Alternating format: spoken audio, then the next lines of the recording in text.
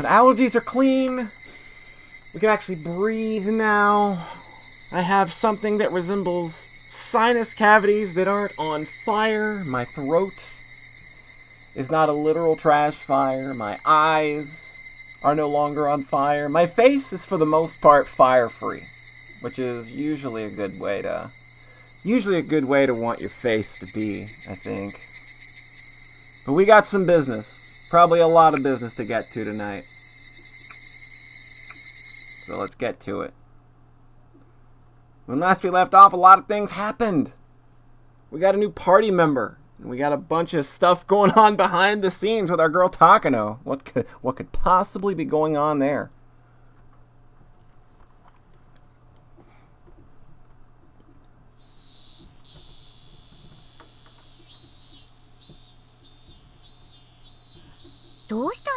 This is exactly where I wanted to start my stream tonight. Looking at this child. Hello, Satoko, you wonderful child. なんだか今朝のリカは様子がおかしいですわね。そうですか？どうおかしく見えますですか？うまく言えませんけど、なんだかこう大人びて見えると言いますか。 We will fight through the frame drops tonight.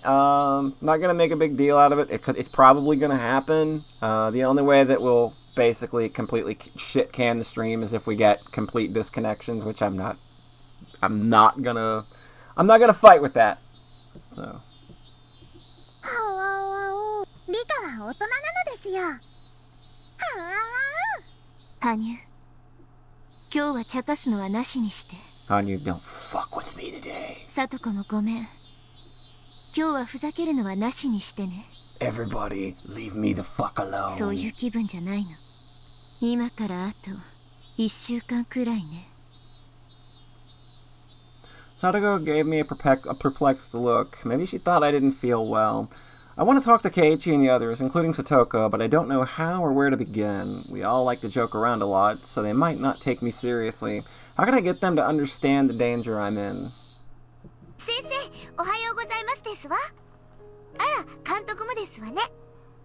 おはようございますですわ。はい、おはようございます。さとこちゃんにリカさん。おやおや。頭にメイドさんのカチューシャがありませんね。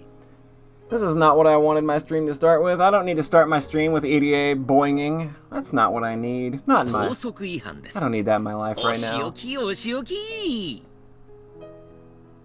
入江先生、学校でそういうのはやめてください。Thank you! Thank you, Curry teacher. Curry teacher has got our backs on this one. 監督、リカが朝から体調が悪いみたいなんですの。ちょっと様子を見てあげてほしいのですわ。おや、どうなさいましたか？風邪ですか？ I still don't know how to tell my friends, but EDA at least is on our side. Maybe I can talk to him more directly. If I keep thinking about it, I'll still be thinking about it at the end of the day. Maybe I'll start with him. Hanyu nodded as if saying that was a good idea. さとこさとこ、圭一が来る前にお席にいたずらをしましょうです。I like the way this girl thinks. She's only been with us a day or two. She is ready to just... she is ready to fuck Keiichi's shit up. いたずらじゃありませんわよ。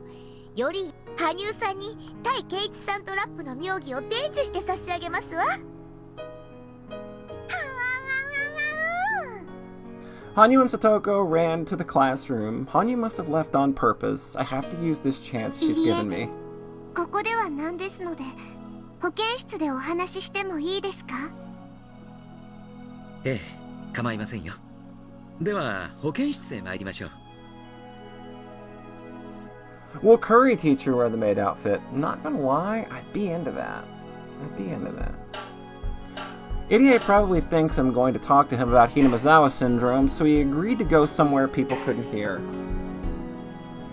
If there's any change in my physical condition, it could be a sign of something very serious. Even if it's just a simple cold, EDA is very concerned about my health.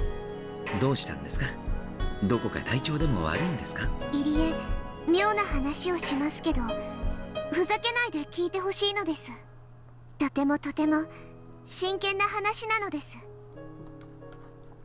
I gave Irie the sternest look I've ever shown him as I spoke. Irie usually acts like an idiot, but he can be an adult when he needs to be. Seeing the expression on my face, Irie started to look at me, to look more grave himself. How do I start?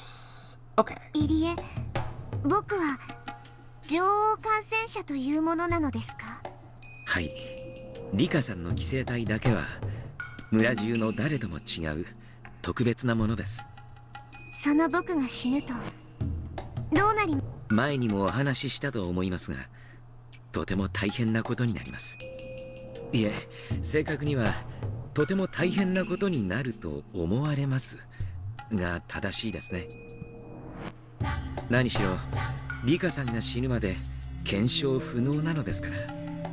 ただしひなみ沢症候群に酷似した社会型脳内寄生虫の例で、女王感染者の死を引き金に集団自殺や暴動などを引き起こすケースが複数あるというような話です。この辺は高野さんの専門です。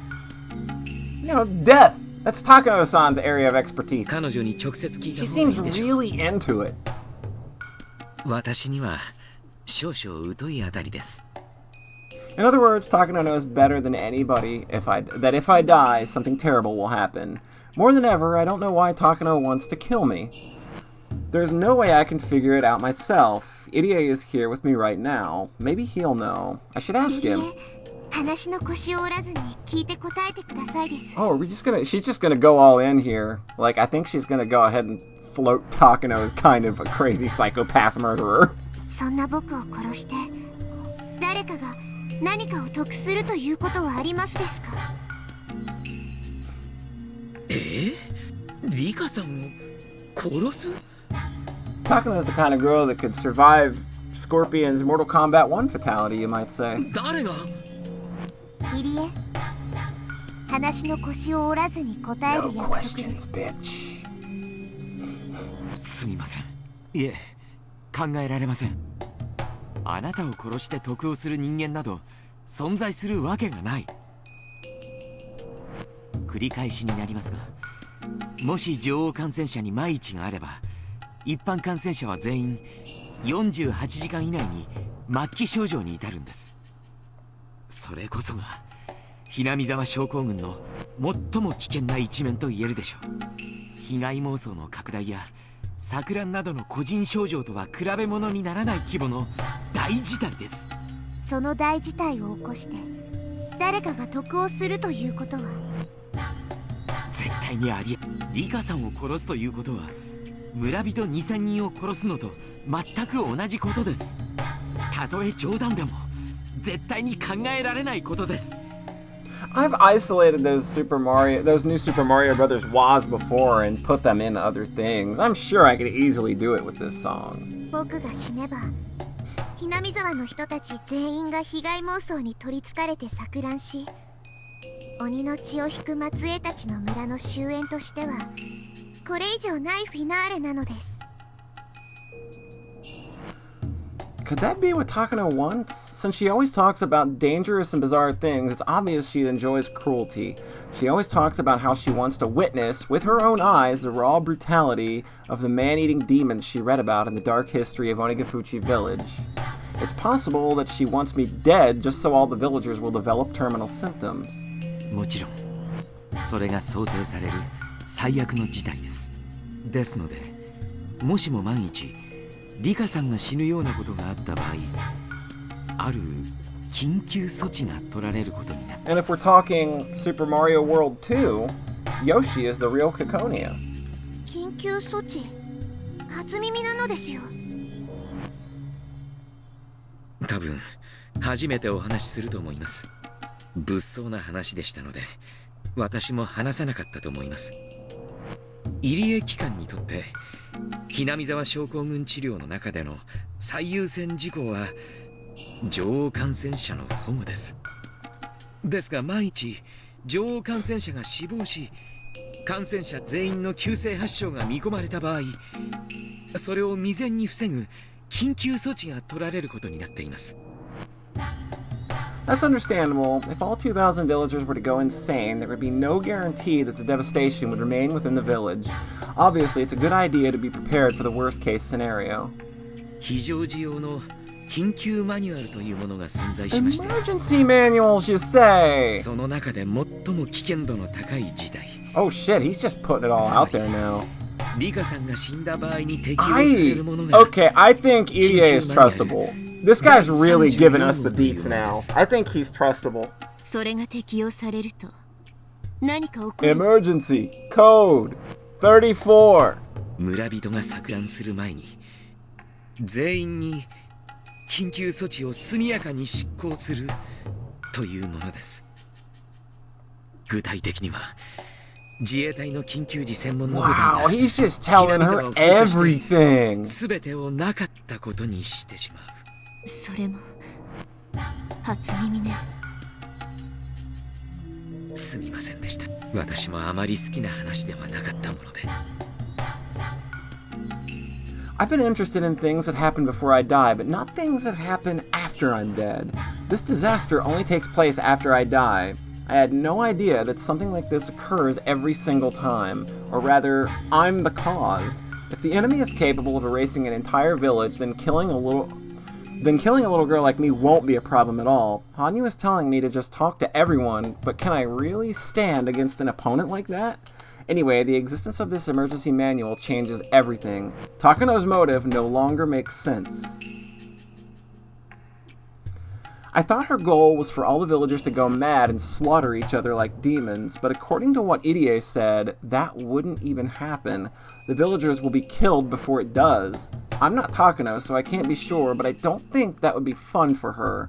I don't know. She seemed pretty into Emergency Manual 34 being implemented back in Minagoroshi. She seemed super duper into it. It doesn't make sense to kill me for that purpose, especially since we've known each other for such a long time. 高野と山犬が私を殺すというのはあり得ること。バカな。絶対にありえないことです。いや、それどころか高野さんはリカさんの保護に一番気を使っていますし、山犬の最大の任務の一つはあなたの護衛です。そんなことは絶対にありえない。入江、それでもなお高野が私を殺すとしたらどんな動機が考えられる？ She's just hanging out behind one of these curtains.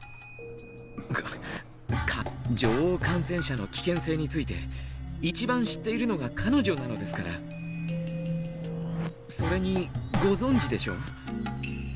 彼女はひなみ沢症候群の研究に並外れた情熱を注いでいます。 Oh, you sweet summer child. あなたを殺してしまうことはその情熱と矛盾する行為です。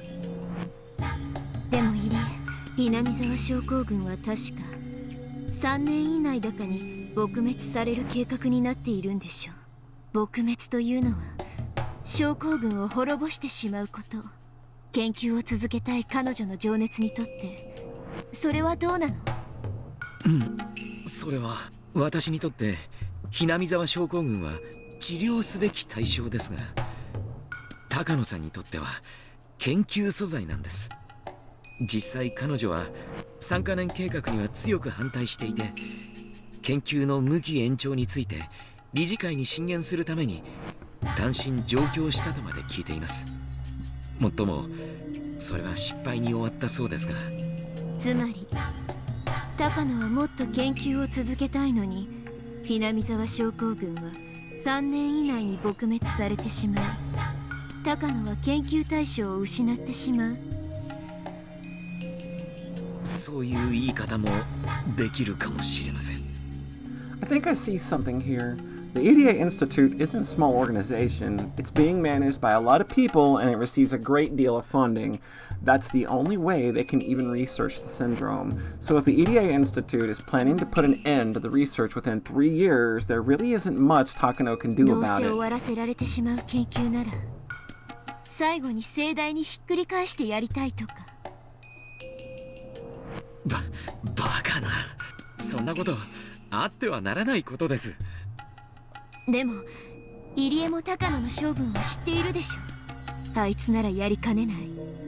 あいつなら私を殺しかねないってある。ありえない。ありえません。そんな恐ろしいことは絶対に。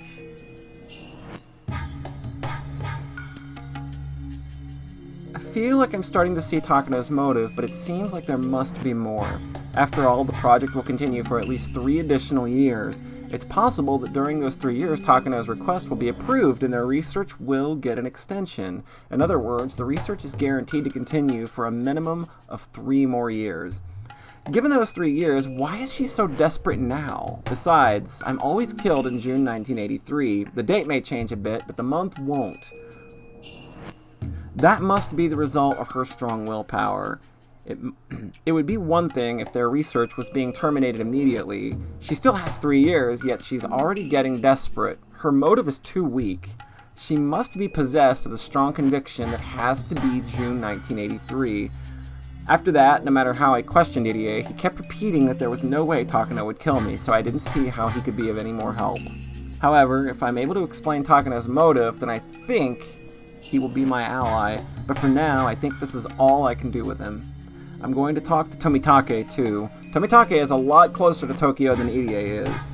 Maybe he can tell me something Irie can't. I hope I can learn some important things from him, too, enough to convince him that Takano has a strong enough motive to kill me. Tomitake should be visiting Hinamizawa around this time. He spends a lot of time with Takano, but he often takes walks by himself to enjoy photographing birds, too. I'll try finding him when he's not with Takano and talking to him then, although Tomitake does have strong feelings towards Takano.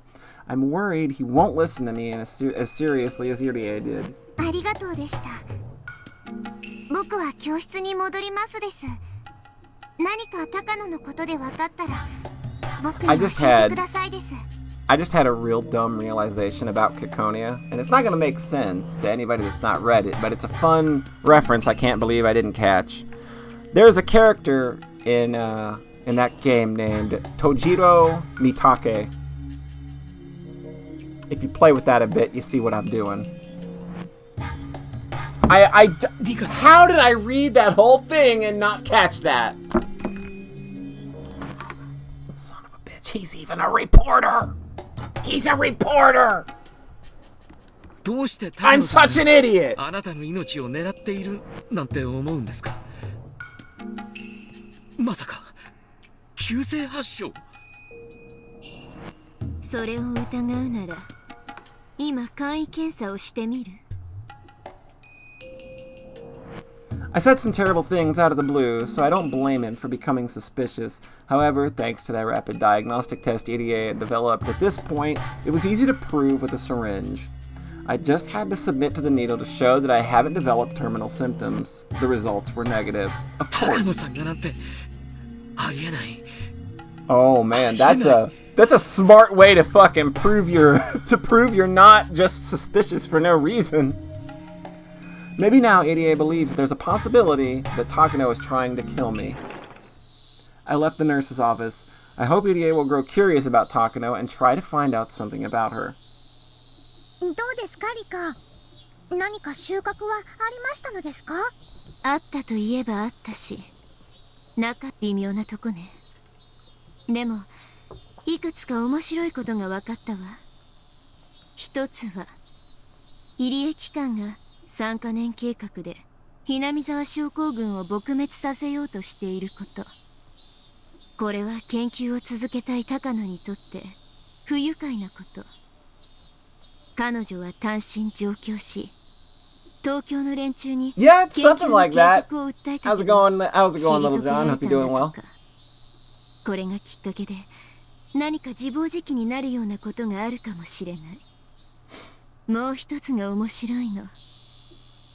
緊急マニュアル第34号とかいう物騒なやつよ。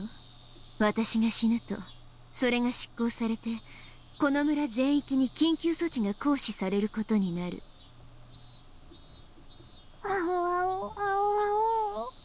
Dodge and work, nice. 私が死ぬと Nice. 村人すべてが末期発症するというのがある Come で the し end ょ。 of this week, I'll be dodging work for the next month and a half. I don't have any fucking work until fucking... I don't even remember what day I'm going back in January. It's kind of like, it's a little intimidating thinking about, but like, which is weird because I literally just had 3 months off this year because of the pandemic, but we're stopping work earlier than usual this year because of it as well. So now I'm thinking, oh god, I've got so much time to fill. I don't need to be going crazy.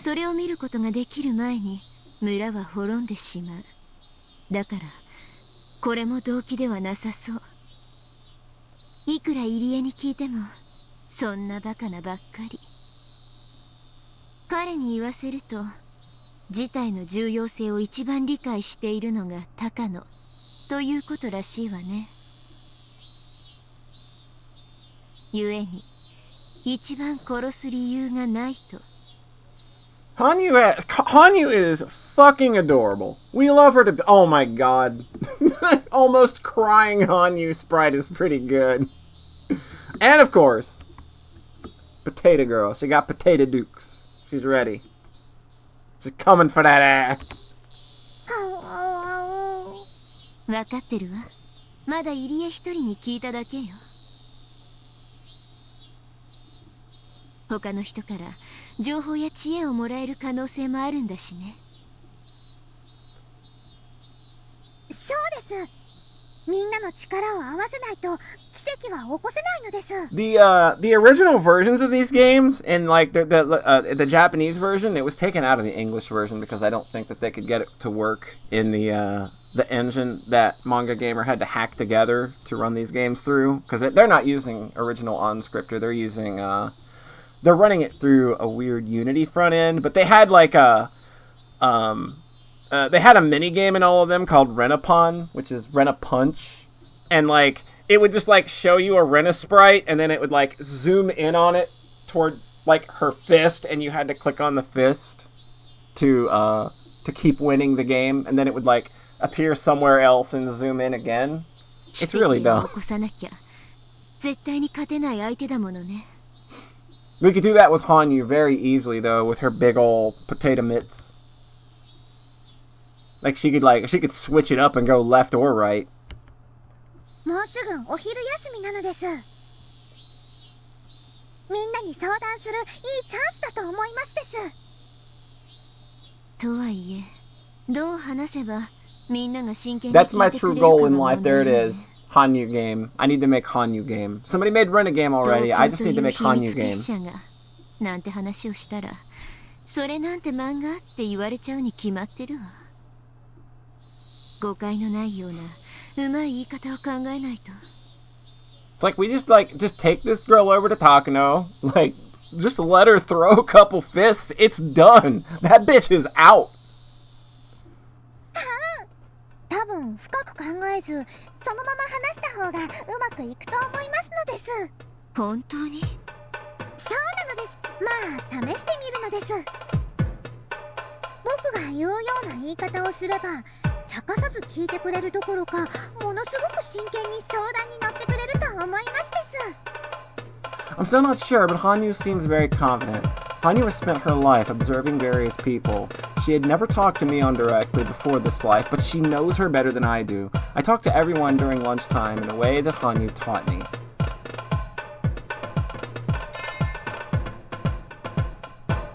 Isn't she though? She's so earnest. そりゃ面白いね。それではあ、リカさんすごいね。そんなのよく思いつく。I like that this is how we're going to present it to them. だよな。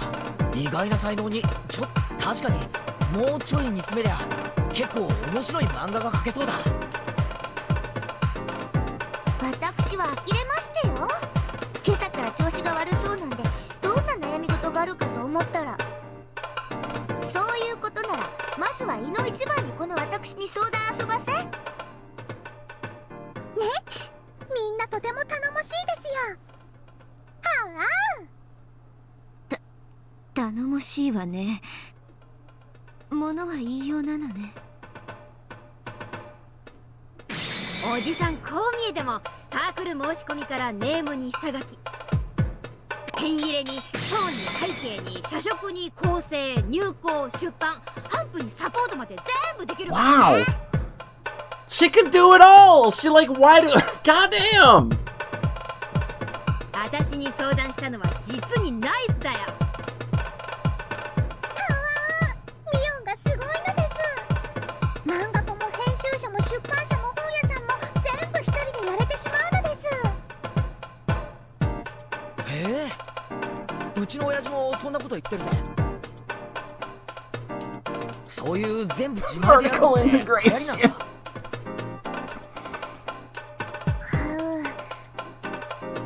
レナはそんなことより兄ちゃんのジャンルが気になるかな。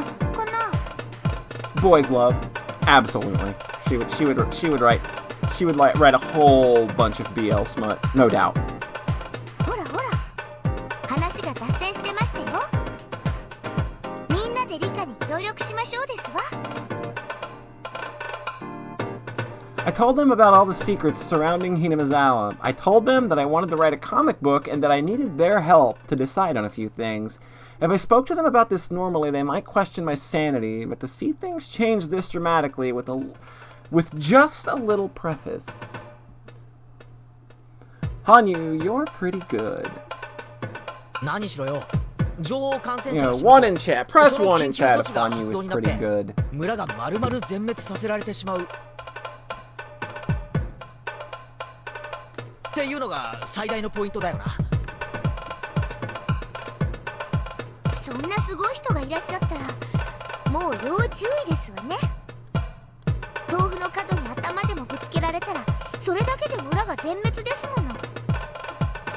捕まえてぐるぐる巻きにして土蔵にでも放り込んでおいた方がいいに決まっ There て you います go. わ。That's a good plan, Satoko.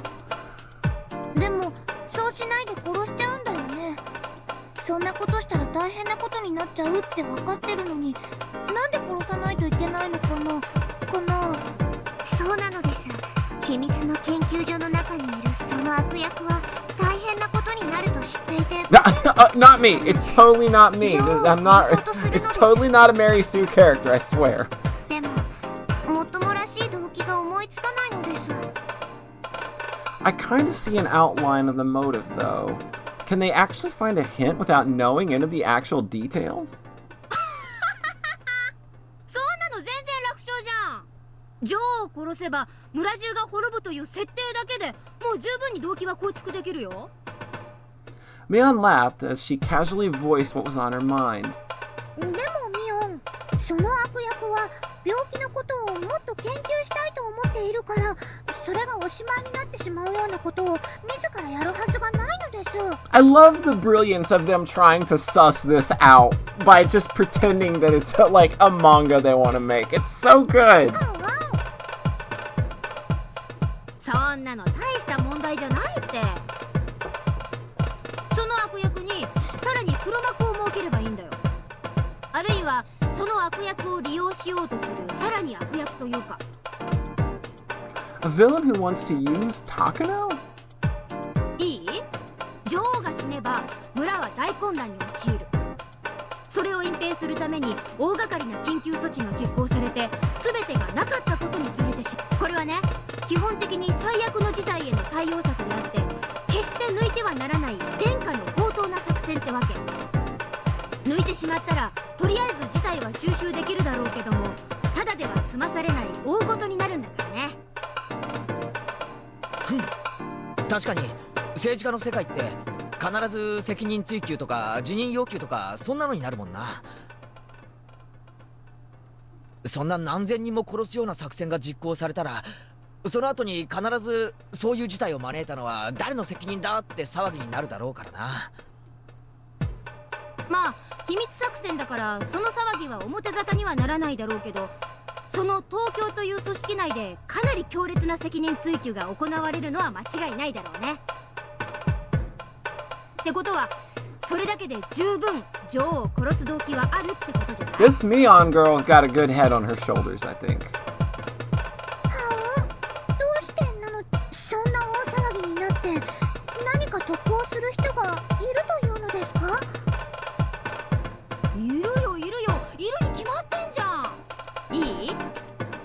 世の中に吹く風は必ずどちらか一方に流れる。それはある人にとっては逆風になるけど、必ずいる反対を向いている人には追い風となる。どんな出来事だって必ず損をする人と得をする人がいるんだよ。なるほど。私のトラップ脳がギンギンしてきましたよ。つまりそんな大事になれば責任を取らせれる人たちがいる。その人たちと対立している人たちにとってはとっても美味しい事態というわけですわね。そうだね。どんな組織にも勢力や派閥があって意見を違えてる。ましてや東京なんていう巨大な黒幕組織だったら、その強力な力をめぐっていろいろな人たちの思惑が入り混じってるはずだよ。ってことは誰かを蹴落として成り上がりたいって思ってる連中にとっては、女王を暗殺して大騒ぎを起こすことは十分価値があるってわけだ。つまりじゃなくて、悪役にとって価値がなくても東京の中には女王を殺す価値がある人が大勢いるということなのですか？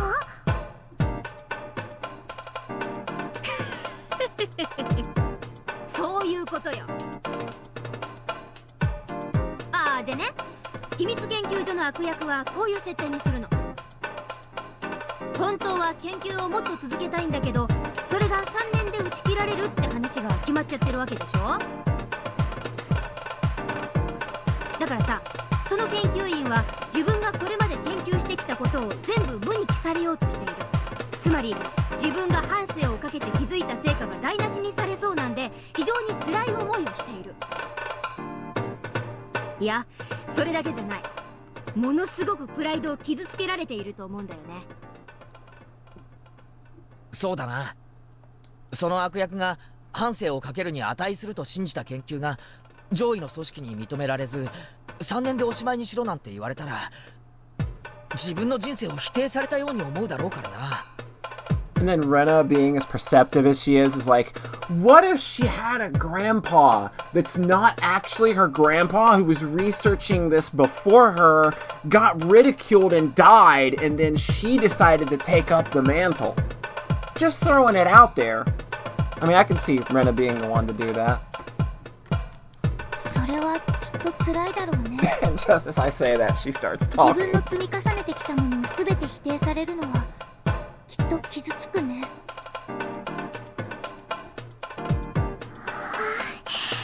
リカ、分かってる。Amazing. My friends really are the best. This is starting to sound like a real motive for Takano. となると、その悪役はどういう行動に出るのでしょうか。そりゃあ最初にやるのは陳情だろうね。研究を中止しろと言った東京に、自分が研究している奇病はこんなにも重要で興味深い。だから研究中止を撤回してくれと訴えるだろうね。まあそれでさ、あっさり東京が「はい了解、研究続行、予算も増やします」って言っちゃったら漫画にならないよね。そこはさ、きっと東京のボスたちにコテンコテンにこき下ろされるわけよ。お前の研究などくだらない、こんな予算の無駄遣いの研究などとっととやめてしまえってひどいことを言われちゃうわけよ。EDA told me Takano had gone to Tokyo to request an extension on their research. He also said that her request was denied. 自分の人生をかけた研究を否定されたら、 Fucking Scooby-Doo After School Club just cracked the code! It's incredible! となれば、やることは2つしかないですわ。さとか、それは何？決まってるじゃねえか。泣き寝入りか復讐だろ。Keiichi and Satoko gave each other a high five. まあそこで泣き寝入りじゃ面白くないよね。となればさ、誰よりも慈しみ研究してきたその悪役研究員がさ、他の人の手でで自分の研究成果が破棄されるくらいなら、せめて自分の手でなんて自暴自棄なことも考え始めるわけよ。プライドが高いゆえにね。そこでさっき考えた話の東京の何者かの思惑が出てくるわけですわ。まさか村が大ごとになれば誰かが責任を取らされ誰かが得をするというさっきの話なのですか？まさにそれですわ。悪役の研究員は研究の生涯を否定されて落ち込んでいる。それをうまく焚きつければ自分の手を汚さずに村は大惨事。 And there you 自分 go. は後から悠々と責任追及に加わってうまうま。 Who would have thought? Who would have thought at the start of all this, our little garbage gremlin would be the one to come through and solve everything? でございましたよ。そういうこと。だからね、自分の生涯を否定された悪役は落ち込んでるわけよ。そこへ東京の中で誰かを蹴落として出世を目論む若き幹部がさ、その悪役に工作員を派遣して籠絡するわけよ。自分の存在を否定されて落ち込んでるんでしょ？ならその研究を私は信じてるよ、頑張ってなんて励まされたら簡単に籠絡されちゃうかもしれないね。I know, right? プライドが高い人ほど脆いものだから。 Also, what if there were like alternate worlds where people went crazy and killed each other so they could never get to this truth? ってことはつまりその悪役ももっとどぎたねえ黒幕に利用されてるだけってことなんだな。ああ、戦隊ものの悪の幹部にもそういうキャラっているな。今まで頑張って悪の組織に貢献してきたのに一つの失敗だけで手のひらを返したような仕打ちを受けて処分されてしまう気の毒な感じのやつ。というかこのトラップにおいては実行役の悪役研究員の始末は絶対でございましたよ。黒幕にとっては生かしておく価値がありませんもの。そういうことだね。その悪役もちょい悪を気取ったつもりだろうけど、結局は人生を否定されるし黒幕に利用されるし、しかも最後には口封じで消されちゃうんだろうから、悪役とはいえちょいと同情を誘いそうだよね。まあそういうキャラの立て方もありじゃないかな。いやむしろありだよね。次の新刊では考えてみるかな。Hanyu and I could only listen to them talk. They were truly amazing. They really are. It is very possible, especially if I think about Takedo's character. Come to think of it, Idia kept repeating that isn't possible a whole lot, which means that those words could be a reflection of how possible it might be. I'm sure my friends can answer that question. I'm going to ask them, so let's ask them. We're batting 1,000 right now. Let's see him. Let's see the fucking Scooby-Doo after school gang bat this one out of the park. ではなぜそれを3年も猶予が残っているこの今に自暴自棄になるのでしょう。猶予なんか問題じゃねえだろ。今日死刑になるのも3日後に死刑になるのも全く同じだぜ。要はその猶予幅の問題だってだけだろ。3年の猶予じゃなくて3年後に死刑って言われたように感じてるわけさ、その悪役は。そこは多分黒幕たちの都合だね。彼らの都合で悪役を操ってるわけだからさ。この時期に村を滅ぼしたい都合は悪役じゃなく黒幕の方にあるんだと思うね。何しろこれだけの大作戦なんだからさ、起こしたら成功以外はありえない。成功させる鍵は女王の暗殺だけじゃないよ。暗殺後緊急マニュアルの執行をトップに決断させなきゃならない。他にも作戦後の責任追及についての事前準備とか、いやいやこの作戦で一番ダメージが与えられる効果的な時期とかね。そういうのを測った上で3年の猶予を余した今大作戦を実行させるんじゃないのかい？結局その悪役は何から何まで利用されて、しかも最後はトカゲの尻尾みたいに切られるわけだ。悪役とはいえ気の毒なやつだぜ。 So does Sayara. なるほど。 Especially Sayara. では一番重要なことに話を移しますです。それに立ち向かうために女王の少女はどう戦えばよいのですか？ I can see Tokyo flushing Takano right down the toilet. その子が主人公なのです。They're shitty nationalists and garbage government people. ほうほう、そりゃ面白そうだな。つまり命を狙われてる女の子がなんとかマシから逃れられればいいわけだな。連載形式によるね。長期連載ならダラダラと逃げ延びて次々新しい追っ手や資格が現れた方がネタ切れにならないよ。できれば短期集中連載がいいのです。 I burst out laughing at Hanyu's metaphor. となれば I think that was Ryukishi himself bursting out laughing.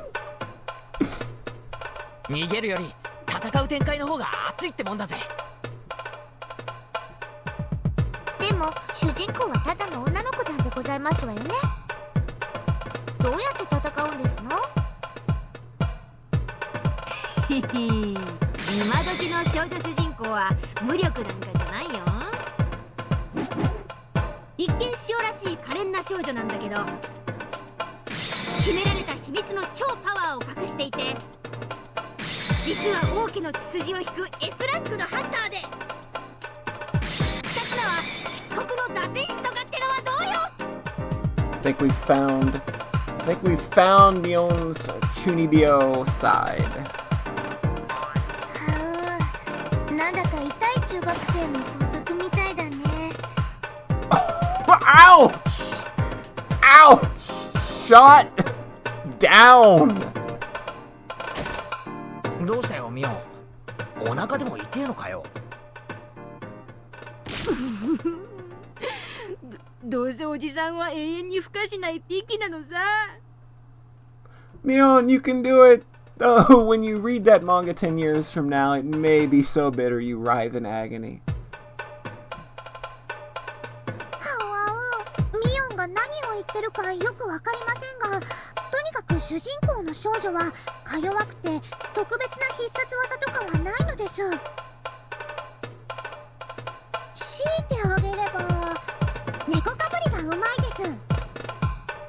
あとすごく意地悪でよく僕を辛いものでいじめますのです。 When the VOD is finished, you can just like run the VOD back and then clip it done if you missed a clip, Sayara.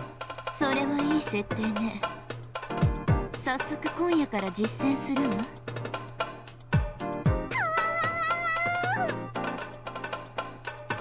なるほど、等身大の主人公だってことは分かったぜ。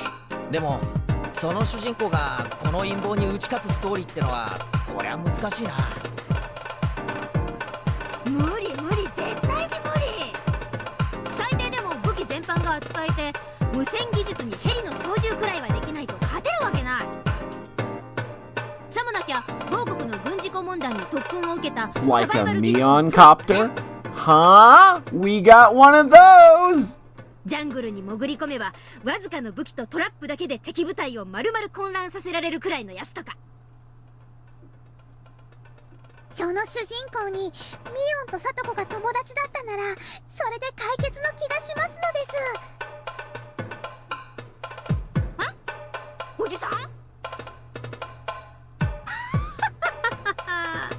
そりゃおじさんがいりゃ話は変わってくるね。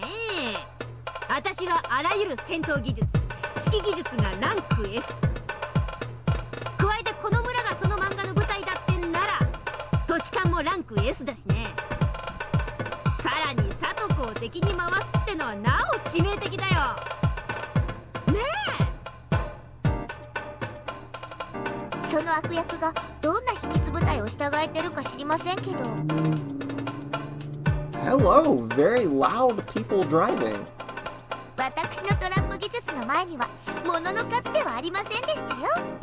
その主人公がどんな敵に追いかけられましても、私と一緒に裏山へ籠城してくだされば指一本触れさせませんわ。里子と裏山に籠城すれば、攻め手側は裏山を丸ごとえぐるくらいの艦砲射撃に加えて、空からの重爆撃が最低限必要だね。そこまでやってからの裏山突入でもなお手痛い損害を被るだろうね。しかも作戦指示は私。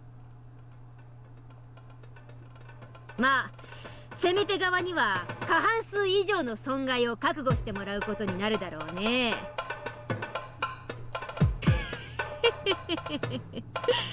ねえ里子。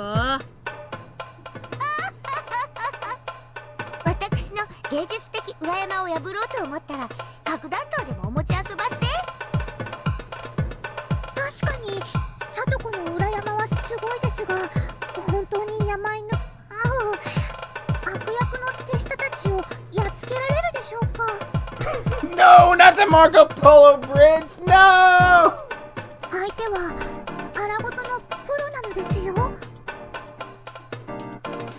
奇襲とトラップってのはね、相手が誰であっても非常に効果があるんだよ。 The Vietnam War is a good example. The U.S. Army, the most powerful military in the world, couldn't stand up against the jungle. 土地勘のある人間がトエハサエに張り巡らしたトラップというのはね、その里子のトラップは彼らにも通用するということ。もちろん。いや、それどころかベテランゆえに足止めの効果が大きいかもしれない。トラップは引っ掛けるだけが効果じゃない。引っかかるかもしれないと怯えさせる効果も大きいんだよ。ベテランゆえに慎重になる。ゆえに裏山への直接進攻に彼らの指揮官は及び腰になるだろうね。 I want to throw some money down on the Scooby-Doo ass traps, please. それはつまり相手が素人である時より時間が稼げるってことだからね。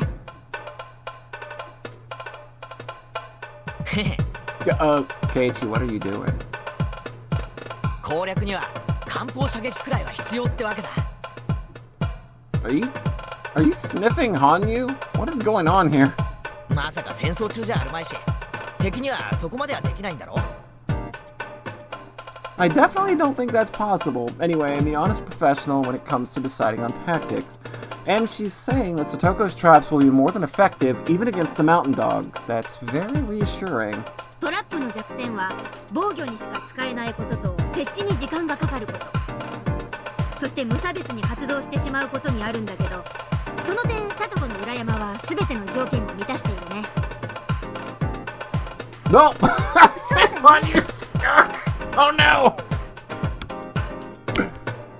Oh no! Hanyu!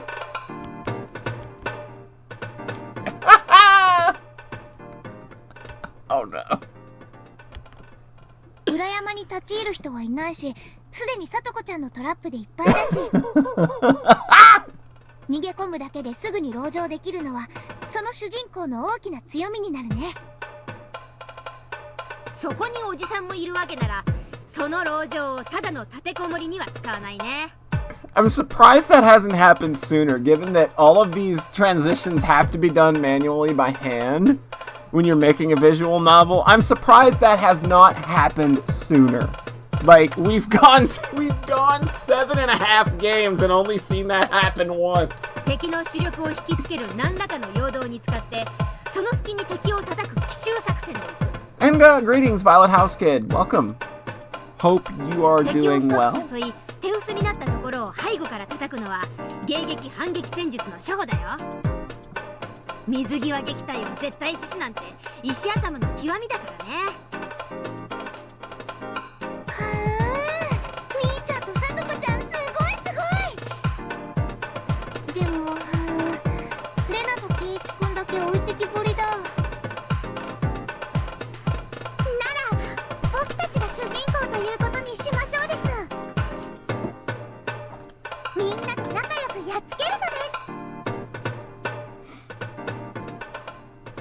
よっしゃ、そう来なくっちゃな。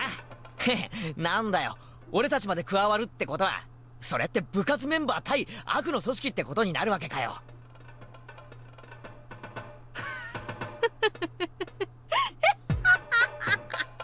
どんな悪役だか知らないけど、その悪役たちはついてないよ。どの程度の手勢か知らないけど正面からぶつかり合うならいざ知れず、私たちに血のりを使わせちゃったらこの村じゃ勝てないよ。ひなみ沢で私たちに勝とうと思ったらオーバーロードクラスの大作戦が欲しいところだからね。もっとも我が部ならそれすら撃退するけどさ。Mion laughed and everyone nodded along. Amazing. I'm starting to think that if we try our best, we can defeat even the mountain dogs. If we fight directly, we'll be taken down immediately, even if we use a surprise attack. But if we set traps and if we have enough of them, who knows? ね、リカ。みんなはとっても頼もしいのです。まったくね。こんなにも頼もしい味方にどうして私は。一人ではできないことでもみんなでならできるのです。 Even if only a miracle can make it happen, if we all try our hardest, it can be done easily. That's what a miracle is. My heart is pounding. What is this emotion? I feel like nothing is impossible if I work together with them. Hanyu told me that in a different world they defeated the worst scenario of all, the one where Teppei comes home. I don't remember, but something tells me deep inside that the exact same kind of miracle is about to happen in this world too. それにみんなもっともっとアイデアが欲しいのです。僕たちがどうやったらこの陰謀に勝てるのか、もっともっと僕に教えてほしいのです。 Everybody participating in a war room strategy meeting and they don't realize it.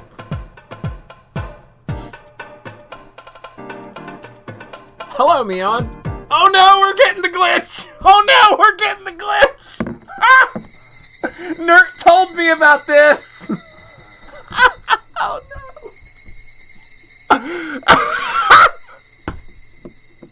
no! Oh no, yep, we are getting the infinite Mion glitch!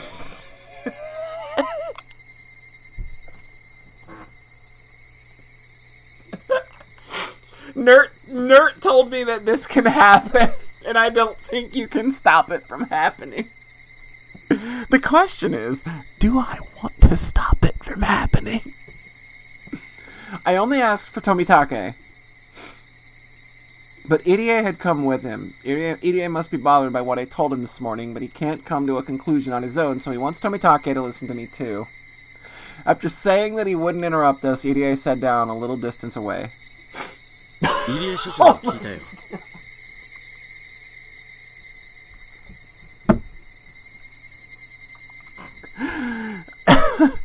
どうして君は高野さんを？ Hi Mion, how you doing? だってそんなことをしたら大変なことになるのを一番よく知っているのが高野さんじゃ。 Well, they do say that the Sonozakis are ever present in Hinamizawa. It's just I didn't realize they were going to be this fucking literal about it. それに高野さんは君や聡子ちゃんにあれだけ親切にしてくれたんじゃないのかい？なのに命を狙ってるように感じるなんてちょっと高野さんに悪いようには思わないかな。 I expected this from Tomitake. If I was in the same mood as I was this morning, I probably wouldn't have continued. But having expected this, I'm able to continue without getting upset. 正直に答えてください。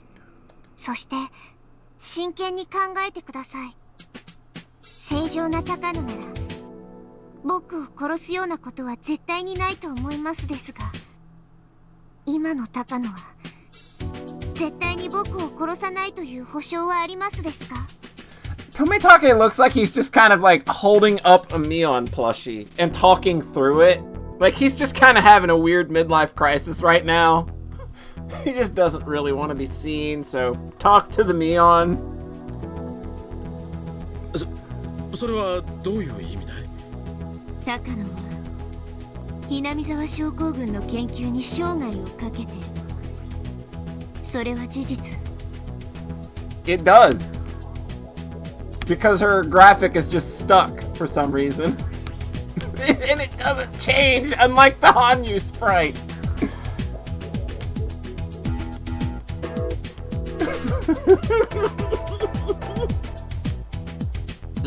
Mm. ここだけの話、ひなみ沢症候群の研究は彼女が中心なんだよ。入江所長は表向きのトップで、研究の一番の中心は高野さんなんだ。これは内緒だけど、実はひなみ沢症候群は彼女のおじいさんが見つけたものなんだよ。高野さんはそのおじいさんを特に尊敬していてね。その研究を自分が受け継いで完成させると意気込んで入江機関を設立したんだよ。そんな高野にとって研究の方針が変わり、3年で研究を終了と宣言された現在の状況はどんな気持ちなの？ I can't. I gotta send this to Nert and show him that it happened to me as well. Hold on, give me a moment.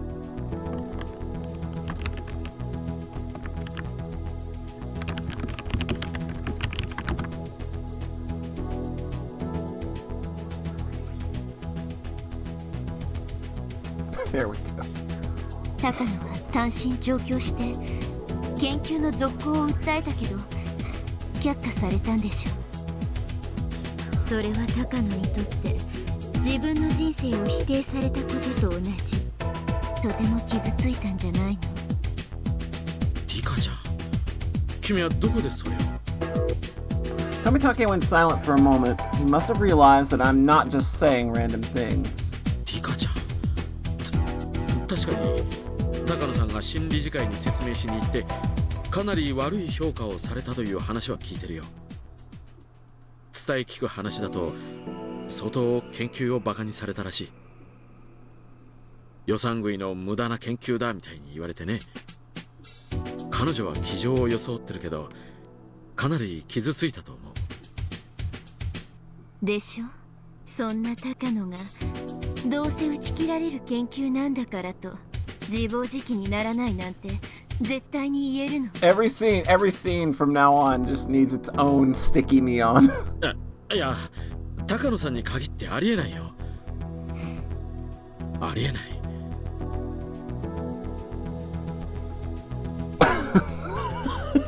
Mion's just in the sky now. It's fine. That's the same thing that Irie said. He kept saying that it was impossible, yet he couldn't deny it completely. He repeated the same phrase over and over to refute the possibility. In fact, though we knew Takano is the enemy, we can only guess at her motive. The only way to find out is to tie her down and make her confess. Jetstorm! Jetstorm! Got a job for you! But there is meaning in making Tomitake become suspicious of Takano. It's even important to do that so that he will become my ally. Of course, this is also a strategy devised by our club leader. By our wonderful club leader. I'll never forget her. 自暴自棄になりたい彼女の気持ちには少し理解できるけど、それでも彼女にだって理性というものがある。彼女もその辛い気持ちを時間で癒せるさ。昇進の人はたぶらかされやすいということはありませんですか？たぶらかされるとはどういう意味だい？富武、僕が死んだら Oh, I think she's gone. I think she's gone. 緊急マニュアルが執行され、村が丸ごと抹殺され Conversation got boring. Mion decided to just go home.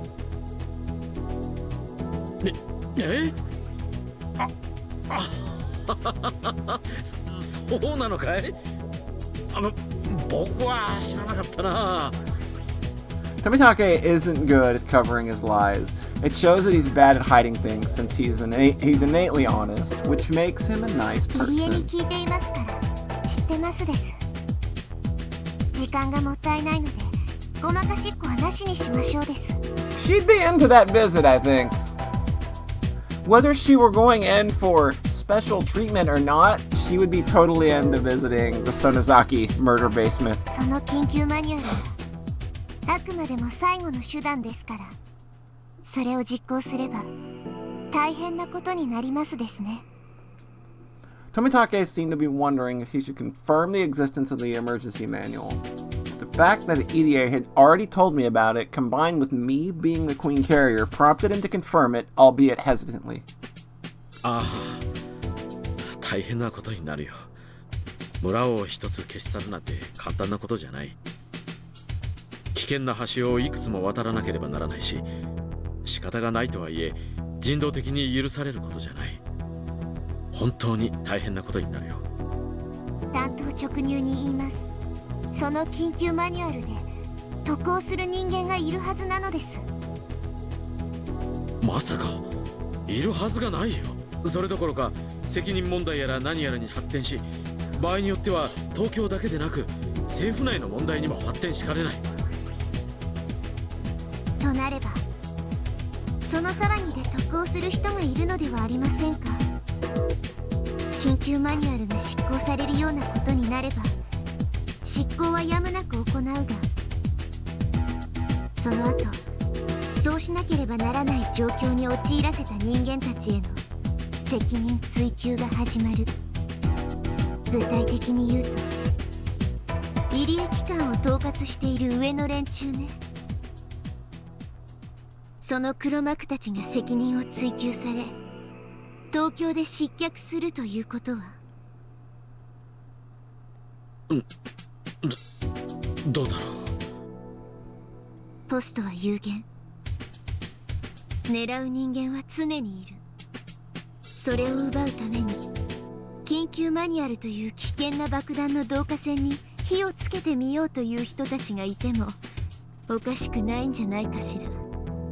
自分は安全な場所に隠れていて全て吹き飛ばした後、空いたポストにちゃっかり座る。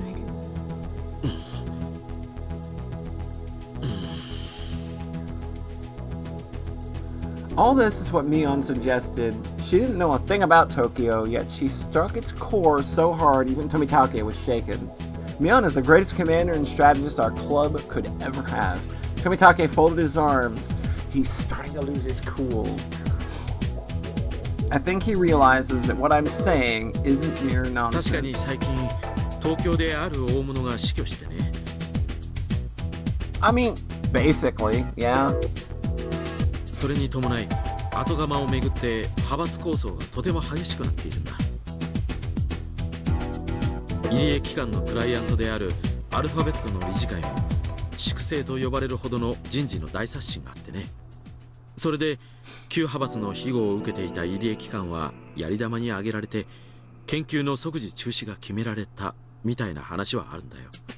そんな中、もし私が死に緊急マニュアルが執行されなくてはならなくなったら、入江機関とその黒幕の理事会、そしてそれを要する派閥は必ず責任を追及される。本来ならひなみ沢症候群などという危険な爆弾の存在は東京以外は誰も知らないから安全だけど、東京の中に敵ができた場合に限り、その敵にとってひなみ沢はあまりに簡単に爆発できる爆弾となる。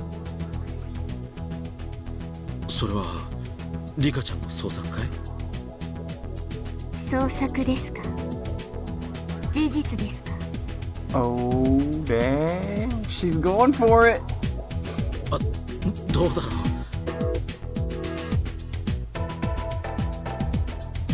う。でも今の東京のゴタゴタを見ていると、なるほど、そんな恐ろしい絵を描いている連中がいたとしても、いや、Is it Tomitake? ありえるかもしれない。Is it? Is it really? 富武はいい人です。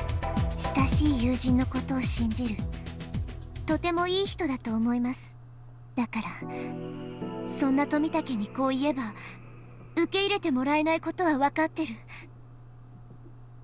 でも入江機関への監査役である富武兄に僕は訴えねばなりません。まさかそれで高野さんだというのかい？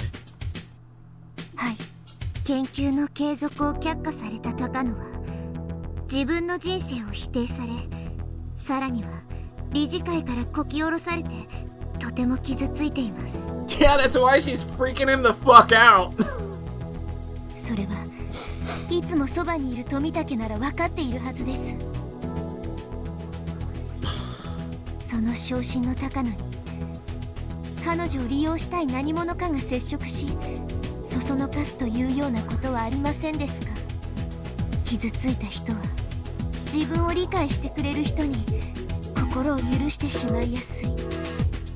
高野に東京での混乱を目論む何者かが接触して取り入り、何かを焚きつけたか So もしれない。 even Takano is getting played now. If she wasn't already, just from the beginning, she's getting extra played now by girl with sexy voice in car. Tomitake insisted that Takano-san would never do that. He repeated it a few more times, and then he fell silent again. Hey, you're back! Tomitake is an adult. He must have experienced some heartbreaking events himself. That's why he can understand that Takano is very hurt, and that it's possible that someone is using her. It's okay, she's gone again. It's okay. We just needed a little bit of Mion in the void, I suppose. 僕も高野さんを本当の意味で信じるために、そういう疑いがないことを先に晴らしておく必要があるね。I know, right? 富武、すぐに山犬の小此木君と東京に連絡して、高野さんの近辺に不審な動きがないか確認させるよ。Oh, damn. We're 山犬は investigating お茶が now. 専門だから。 We're investigating now, folks. ダメです。山犬も高野の手先です。なんだ？高野を懐柔するような相手です。もちろん山犬にだって手を打っています。それはありえない話じゃない。山犬は傍聴部隊。仮に入江機関に内通者がいても、彼らが任務についている限りとても困難なはず。なら山犬ごとということもありえるのか。しかし富武、高野と山犬に内緒で調べてください。入江は僕の味方ですが、東京については詳しくありません。はい。 Hey, she's back! 一研究者に過ぎません。所長という肩書きも彼らの都合でもらったお飾りに過ぎないことを認めます。ですから私ではリカさんの疑念を晴らしてあげることができません。わかりました。万が一入江機関が謀反を起こす可能性だって予見されてないわけじゃない。そのために僕が送られてきているんだからね。高野さんと山犬の近辺について至急調査させるよ。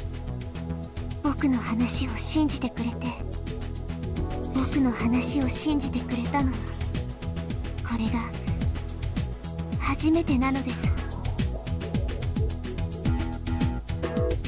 I've been laughed away in many worlds, but Tomitake finally listened to me.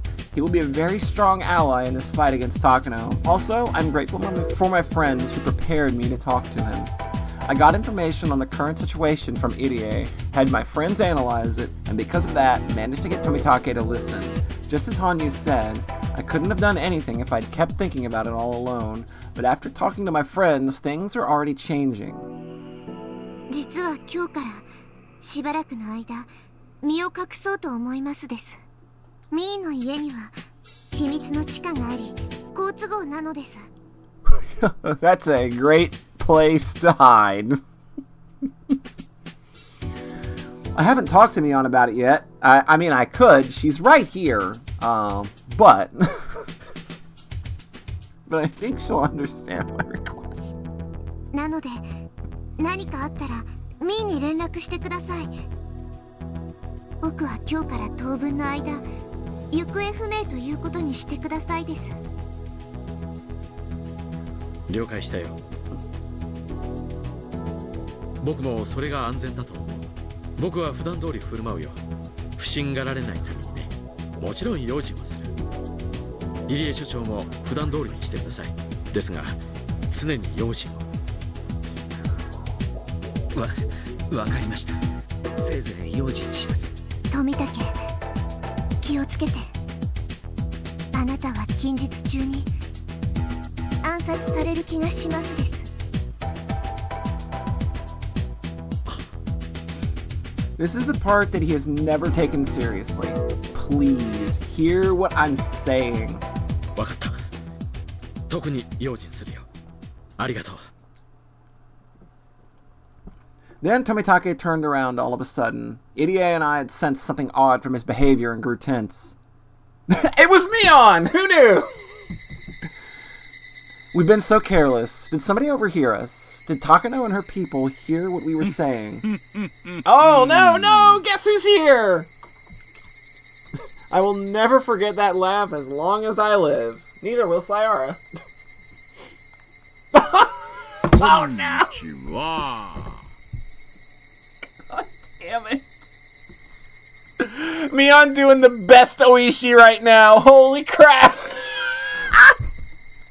これは珍しい面々ですね。入江先生に富武さんに理香さん。私もひなみ沢に出入りして長いですが、なんとも珍しい取り合わせです。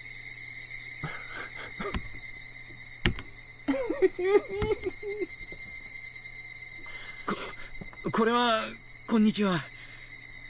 大石さん、あれ今日は綿流し準備会の打ち合わせでしたか？にしてはまだだいぶ早い時間ですね。Irie tried to change the subject, but obviously Oishi had heard everything. Tomitake from Tokyo is okay, but it's too early for Oishi from the police department to get involved. Things are already complicated. Why does he have to show up now? Anyway, this isn't good. いえね。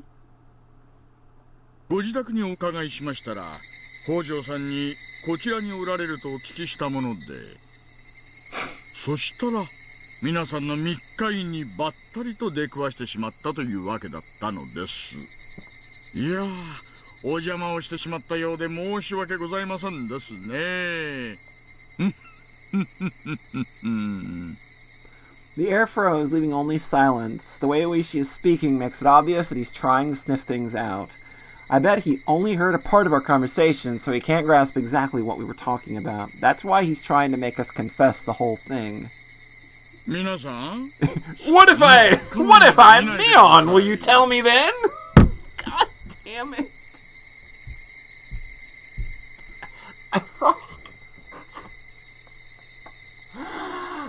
It's not even why it's not even funny. It's not even funny, but it is. 照れちゃいます。 Oh my god. Hold on. Oh, look, he's embarrassed.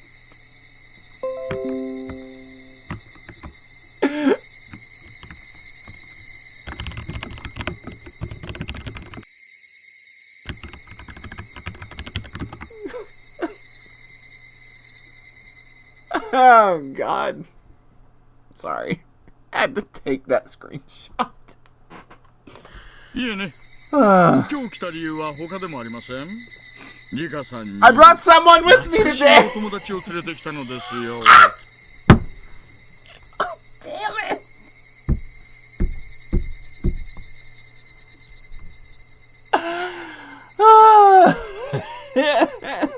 He brought me on.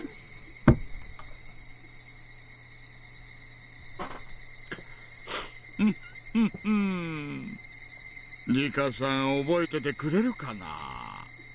忘れちゃってたら彼はるばる来てくれたのに泣いちゃうかもしれません。What? Who? I can only think of one person. But did he ever come here in June 1983? But who else would come visit me? ささ、どうぞどうぞ。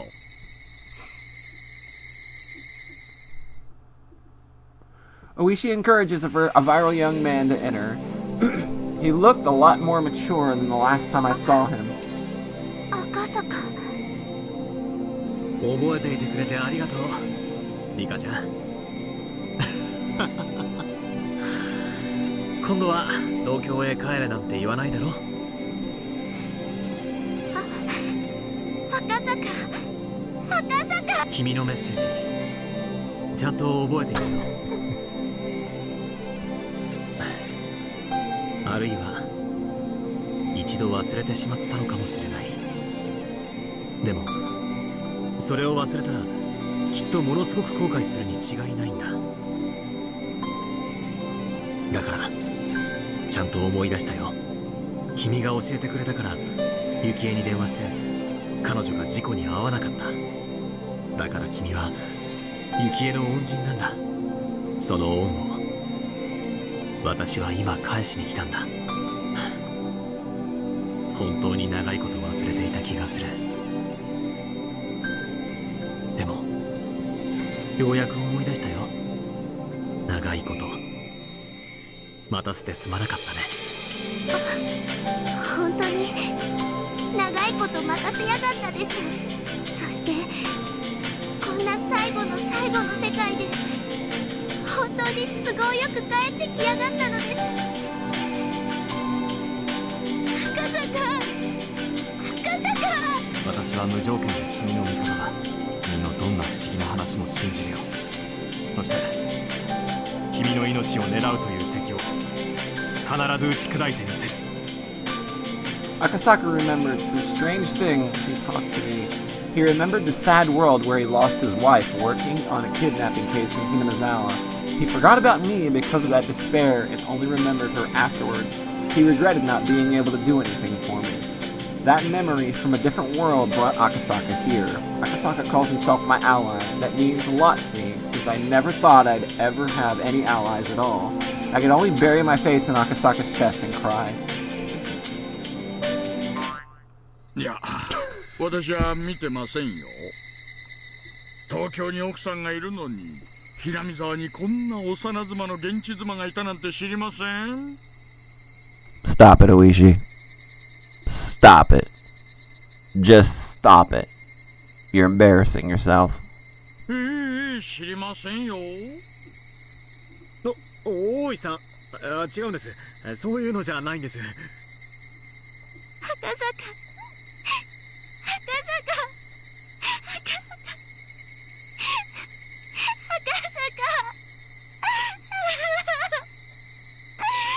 I complained that I couldn't defeat Takano alone. Hanyu admonished me. She told me that if we put our strength together and all believed in the same thing, we could make a miracle happen. I didn't believe her, but after I talked to Irie, my friends, and Tomitake, things were getting better and better. And now Akasaka is here too. Was Akasaka supposed to be coming back? Or is this a miracle? Miracles do occur. This man never helped me even once before, yet he might be my most dependable ally. Now that he's back, and he's even telling me he's my ally no matter what. ね、起こるのです。奇跡は。起こるね。起こせるね。まだまだ力を合わせたなら。そしたら昭和58年の呪いを打ち破れるくらいの奇跡を起こせるのかな。起こせますです。だって昭和58年6月はみんなが手を取り合わないと破れないのですから。Hanyu, who used to be just a bystander, is now persuading me. She's admonishing me for pretending to fight while I too was actually just a sulky bystander. 大丈夫かい、リカちゃん。ごめんなのです。ちょっと懐かしかったので取り乱してしまいましたです。I wiped my tears and tried to hide my embarrassment. The Higurashi continued to cry. The Higurashi had been trying to remind me of something very important. I felt like they had taught me something important, and my eyes grew teary again. You just being there. Just slam cut to Mion being there.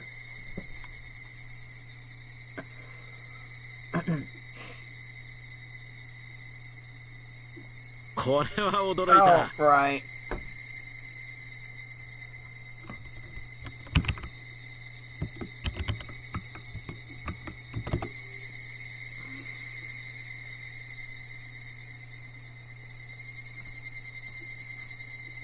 You were too slow. You were literally like 3 minutes. You had 3 minutes to get that bot, Sayara. What are you thinking?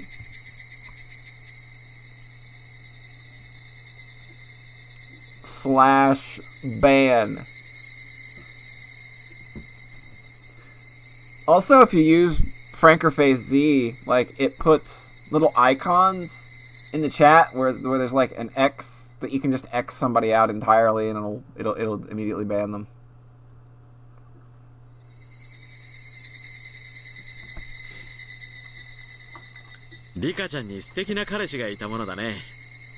What if all the Mions appear at once? Oh, you're using OG Toys at the moment?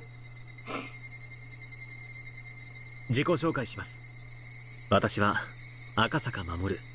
警視庁公安部の資料室第7室に勤めています。東京の公安部資料室は確か内調別室並みの極秘部門ではありませんでした。Oh wow, he's just like not even putting up the I'm a cameraman. That's all I am, dude. He's telling this guy where he actually works. 秘密警察の批判もあるような極秘の強行捜査部隊だったはずです。No department would be foolish enough to try to slap secret on their name for the secret division. Real secret divisions have boring names meant to fool the average person. That's true for Akasaka's department too. It's called a reference room, but it doesn't. But they don't manage. But they don't manage documents. 詳しいですね。公安部資料室の正体を知っている方がいらっしゃるとは思いませんでした。先ほどのお話から察するに、どうやら訳ありの方とお見受けします。いや、ちょっとマニアでしてね。たまたま知っていただけなんですがね。富武さん、この際だから本当の自己紹介をしちゃいません？私もあなたがただの旅行写真家じゃないだろうってずっと。いやいや、僕は写真が趣味なだけのただの。What a waste of time this conversation is. This is the final world after all. 富武は僕たちと東京の間をつなぐ連絡のお仕事なのです。It's just the sky and Mion is just like it's like a memorial or something. She was a great girl. I'll always remember that smiling face. でも僕の味方なのです。リカさん。 Tomitake and Irie yelled simultaneously. To them, it's an extremely important secret, and if someone were to find out, they'd get eliminated by the mountain dogs. But it's okay now. There's no point in continuing to have suspicions and doubts. I've had enough of that. It's already obvious Tomitake isn't telling the truth, but he's still trying to deny what I just said. 入江所長さんでしたね。5年ほど前、私が誘拐犯たちとの乱闘で怪我をした時、お世話になりました。あの時は丁寧な治療を本当にありがとうございました。あの時の。いえいえ、自分の仕事をしたまでですよ。そして入江診療所には入江機関という別名もある。そうですね。いえ。 Red skirt death. Yeah, I was about to say.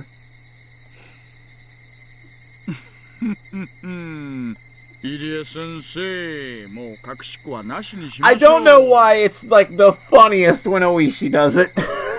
When he appears behind Ghost Mion, it's the best.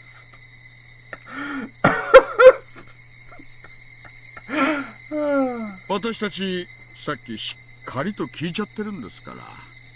先ほど入江機関のクライアントのアルファベットとおっしゃいましたね。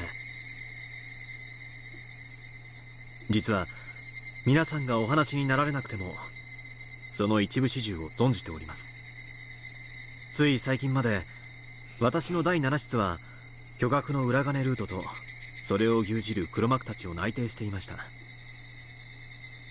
アルファベットプロジェクトとはその裏金ルートのうちの一つです。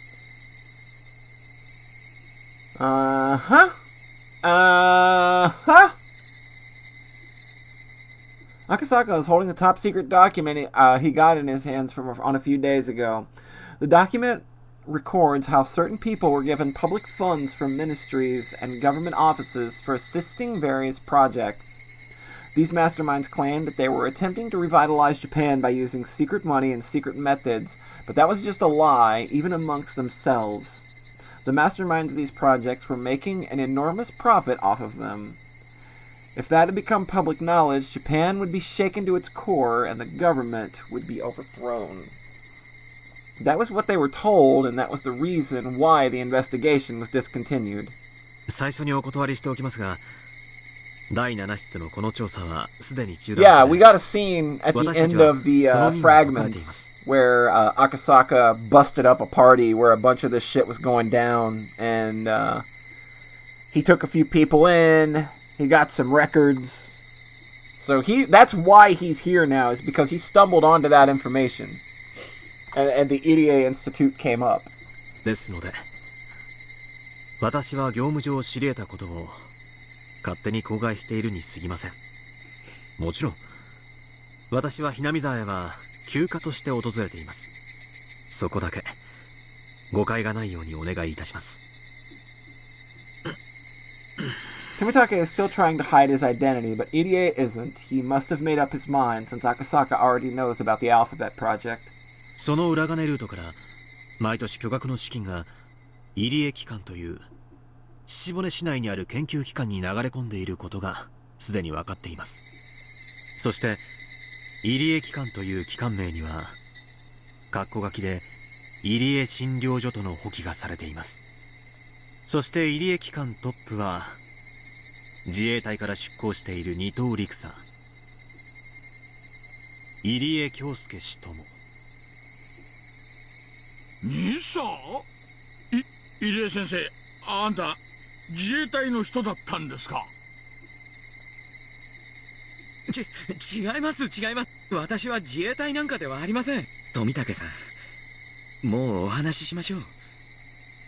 それに私たちのクライアントはともかく、私たち自身は別にやましいことをしているつもりはないんです。これ以上しらばっくれるのはかえって大石さんたちを疑わせるだけだと思います。入江の言う通りなのです。大石はきっと僕たちの味方になってくれますです。 I'm starting to feel like even Oishi could be our ally. That would be incredible. Tomitake finally gave in and admitted everything. In his place, I explained to them the existence of Hinamizawa syndrome, the EDA clinic that was established to research it, what's special about myself, and finally, about the invisible conspiracy that revolves around it all. Oishi was very surprised to hear about all this, but Akasaka told him to calm down, so he listened quietly. Since Akasaka belongs to a special unit, he wasn't too surprised. He kept nodding, saying that it's all very possible. This is working out great for me. 確かにリカちゃんの言う通り恐ろしい陰謀を企む連中がいてもおかしくない。大石さん、これらの話は全てあり得る話です。はあ、私は何かの小説の筋書きみたいな気分ですが。 Does it feel like the plot of a novel, Oishi? Does it? Does it feel like the plot of a novel to anybody else? いや、それが真実ならば Compared to Akasaka, who has a flexible mind, Oishi is having a hard time understanding such unrealistic stories. He'll probably need at least 3 cigarettes before he can digest what he just heard. 高野が怪しいと思っています。ですが、その証拠はありません。それを確かめるために、富武に調査をお願いしていたところなのです。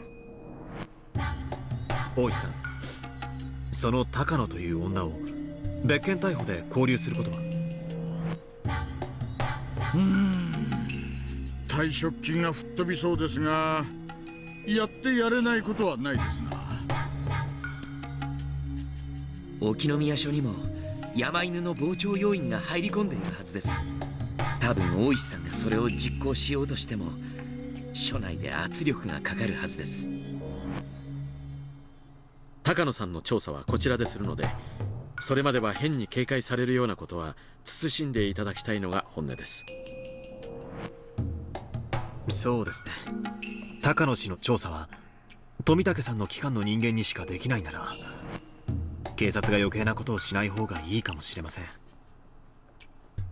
それにどうも関わる山が大きすぎる気がします。大石さん、冷たい言い方をしますが、あなたはここで引かれた方がいいかもしれません。赤坂さん、それはどういう意味ですか？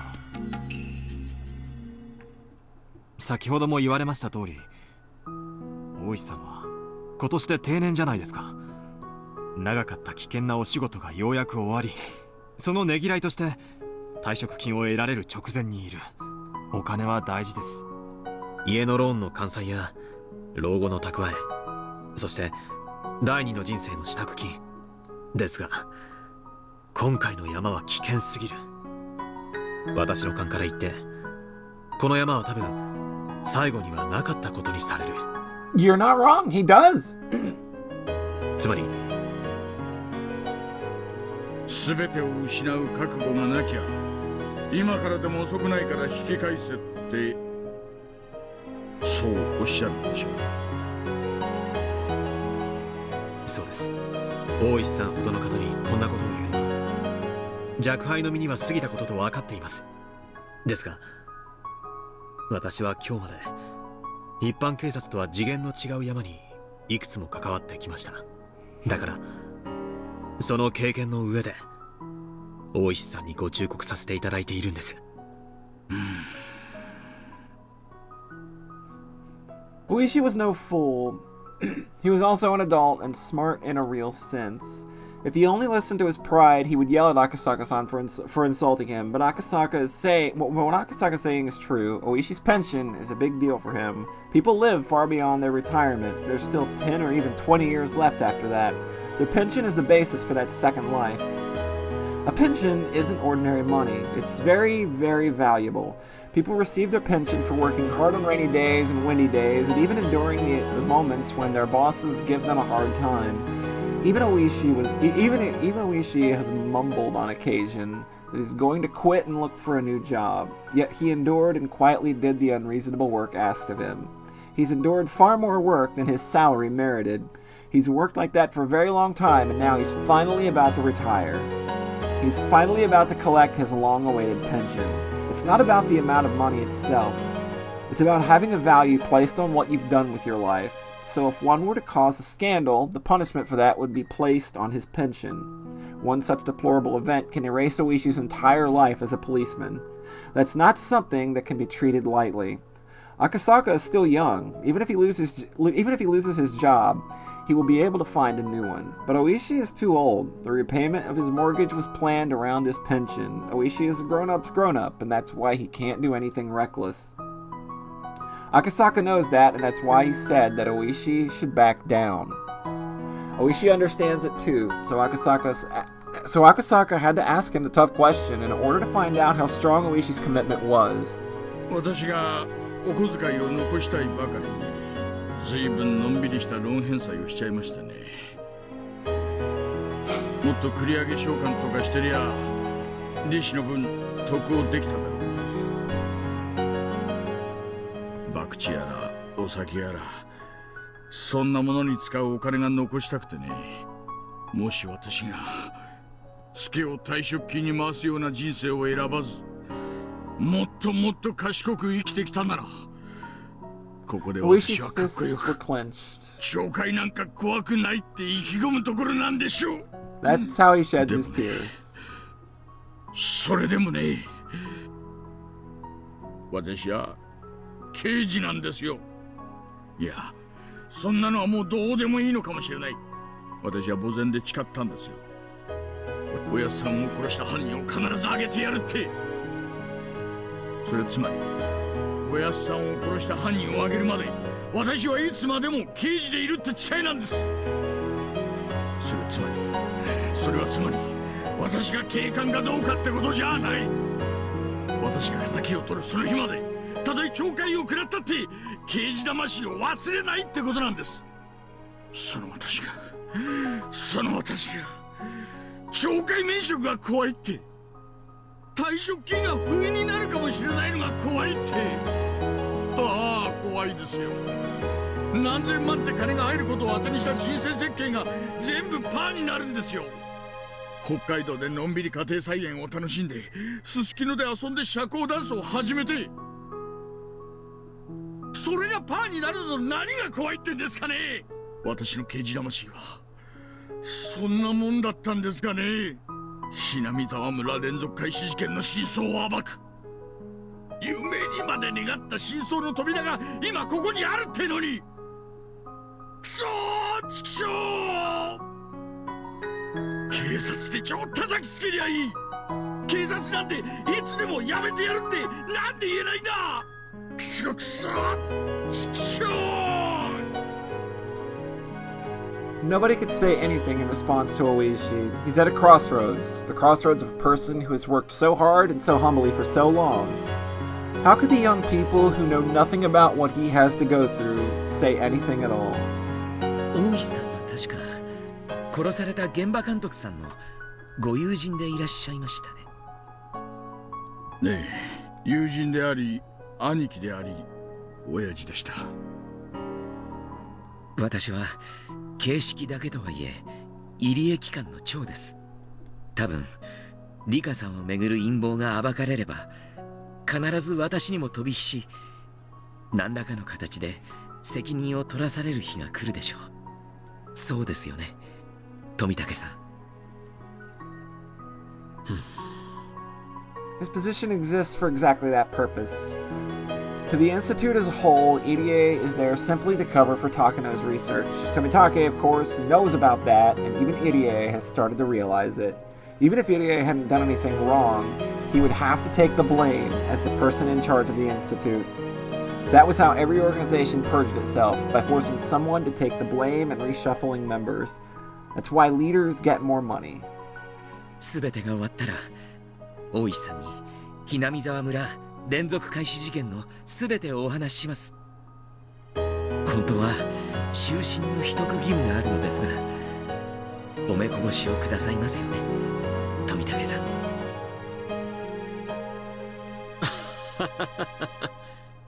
私は何も聞いていませんので。As an honest man, Tomitake can't say yes, so pretending to ignore it was the best he could do. いやいや、そういうわけにはいきません。そいつは皆さんに協力した勇気ある大石クラウドに教えてやってください。退職金が欲しくて保身に走るみっともない大石クラウドには過ぎたもんです。He faced a dilemma. Even though the truth behind the mysterious deaths he sought so hard was right in front of him, he couldn't just accept it with his head held high. To understand what he's going through, one would have to live the life he did. His dilemma was very vast, very heavy. Young people couldn't possibly understand. 私に考える時間をもらうことはできませんかね。真相を暴き、悪を打ちたい気持ちはあるんです。そのために勇気を持つ時間を少しだけもらうことはできませんか。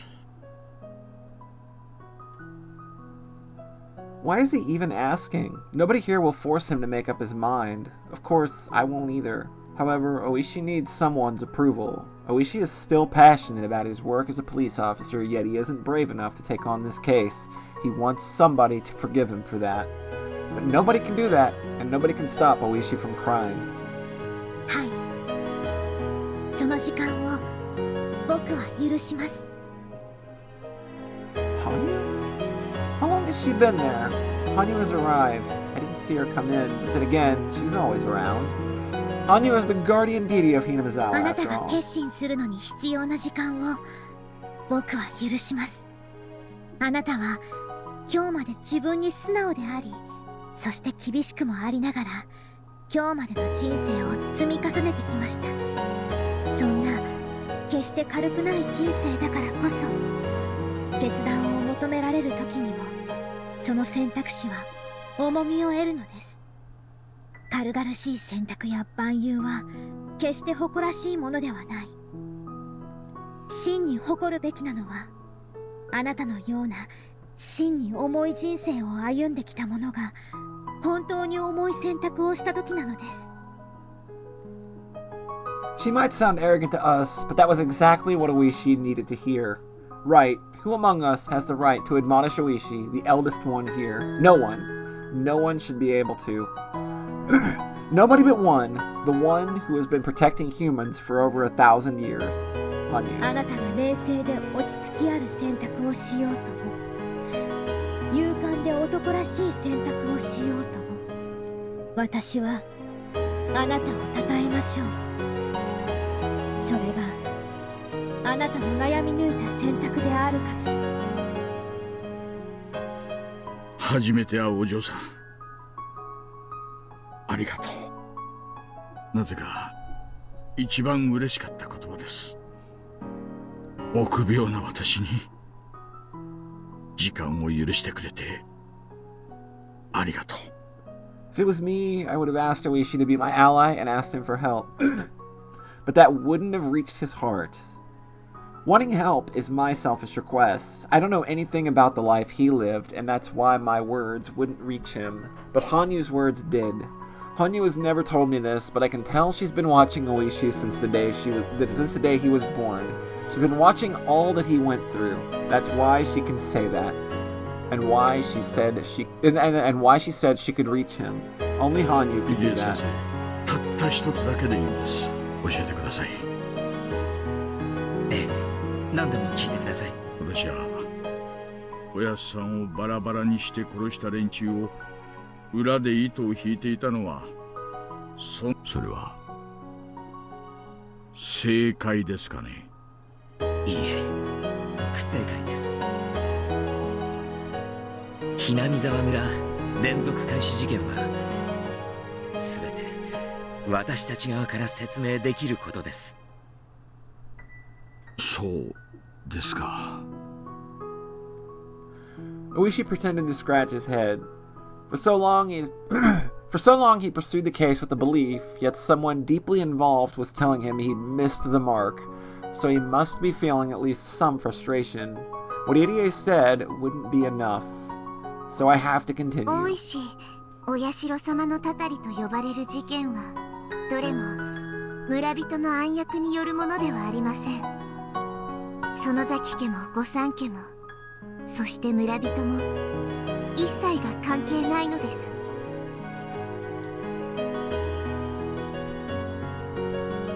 There were only misunderstandings, misinterpretations, coincidences, tragedies, and comedies. The real identity of the Curse of Oishiro-sama is simply a series of misinterpretations. It only looks like the villagers are acting in secret.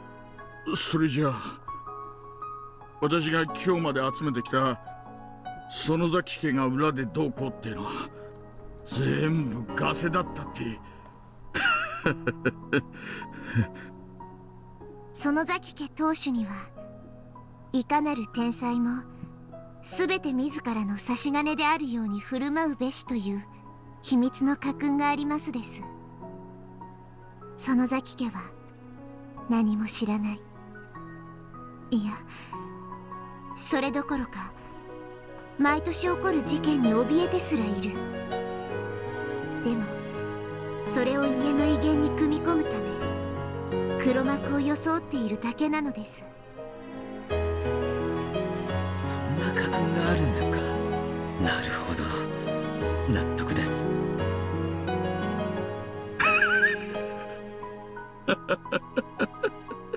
それが本当ならお寮のばあさんめ、くそ、思わせぶりなことばかり言いやがるな。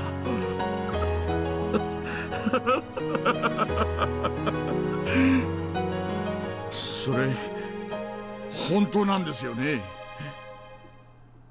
本当なのですよ。古出家当主の秘密巻物にも書いてありますです。見ますですか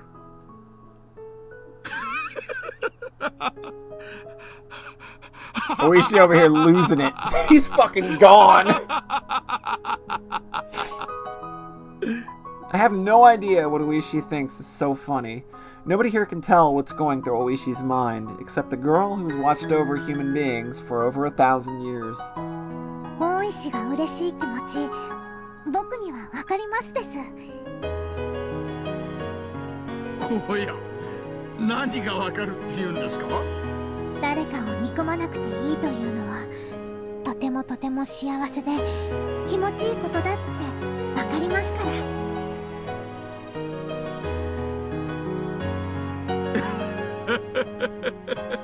まさかまさか、園崎家が獅子骨市内を牛耳るたちの悪い暴力団組織であることに変わりは。I mean, he's got a point there. 連中のとこのチンピラに刺されたこともありますからね。別に開始事件の黒幕でないと分かったからといって私にとって敵対的な存在であることが He's seeing Mion everywhere. はありません。He's using her as a coping mechanism. まあそれだけのことなんですがなぜか愉快になっちゃいましたね。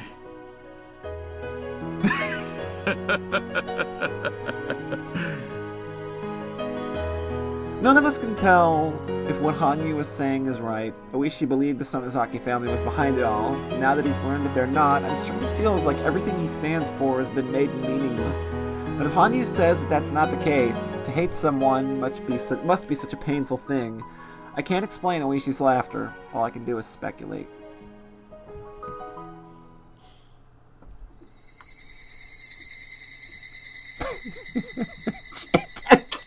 It's still funny!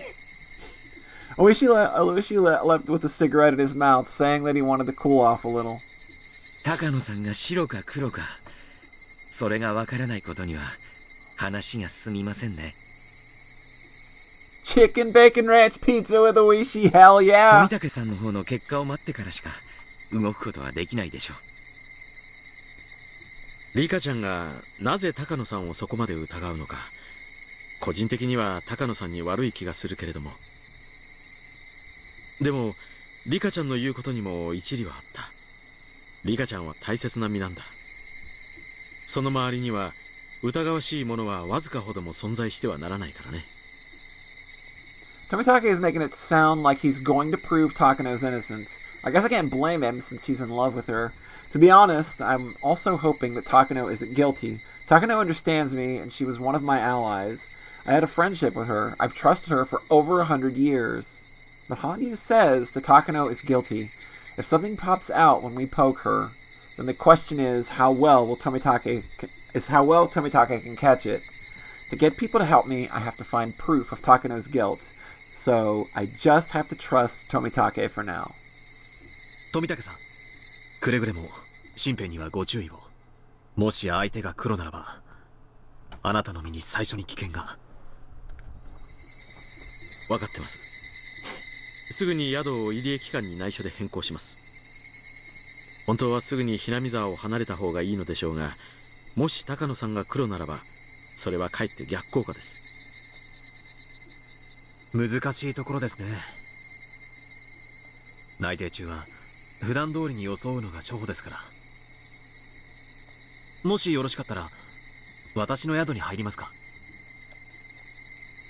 いえ、それには及びません。大丈夫、十分に注意します。ということはリカちゃんの身が一番不安だよ。どうしたものか。どうしよう。羽生、どうしたらいいと思う？将棋に例えたらリカはむき出しの王将です。リカさえ抑えればこのゲームは高野の勝ちになりますです。将棋の定石はまず王将の守りを固めてからよね。はい、今日は木曜日、綿流しはしあさって。最低でも綿流しの日まで誰にも知られず、そして一番安全なところに避難するべきかもしれないです。そんなうまい場所あるかしら？僕はそこはミオンに頼るべきだと思いますです。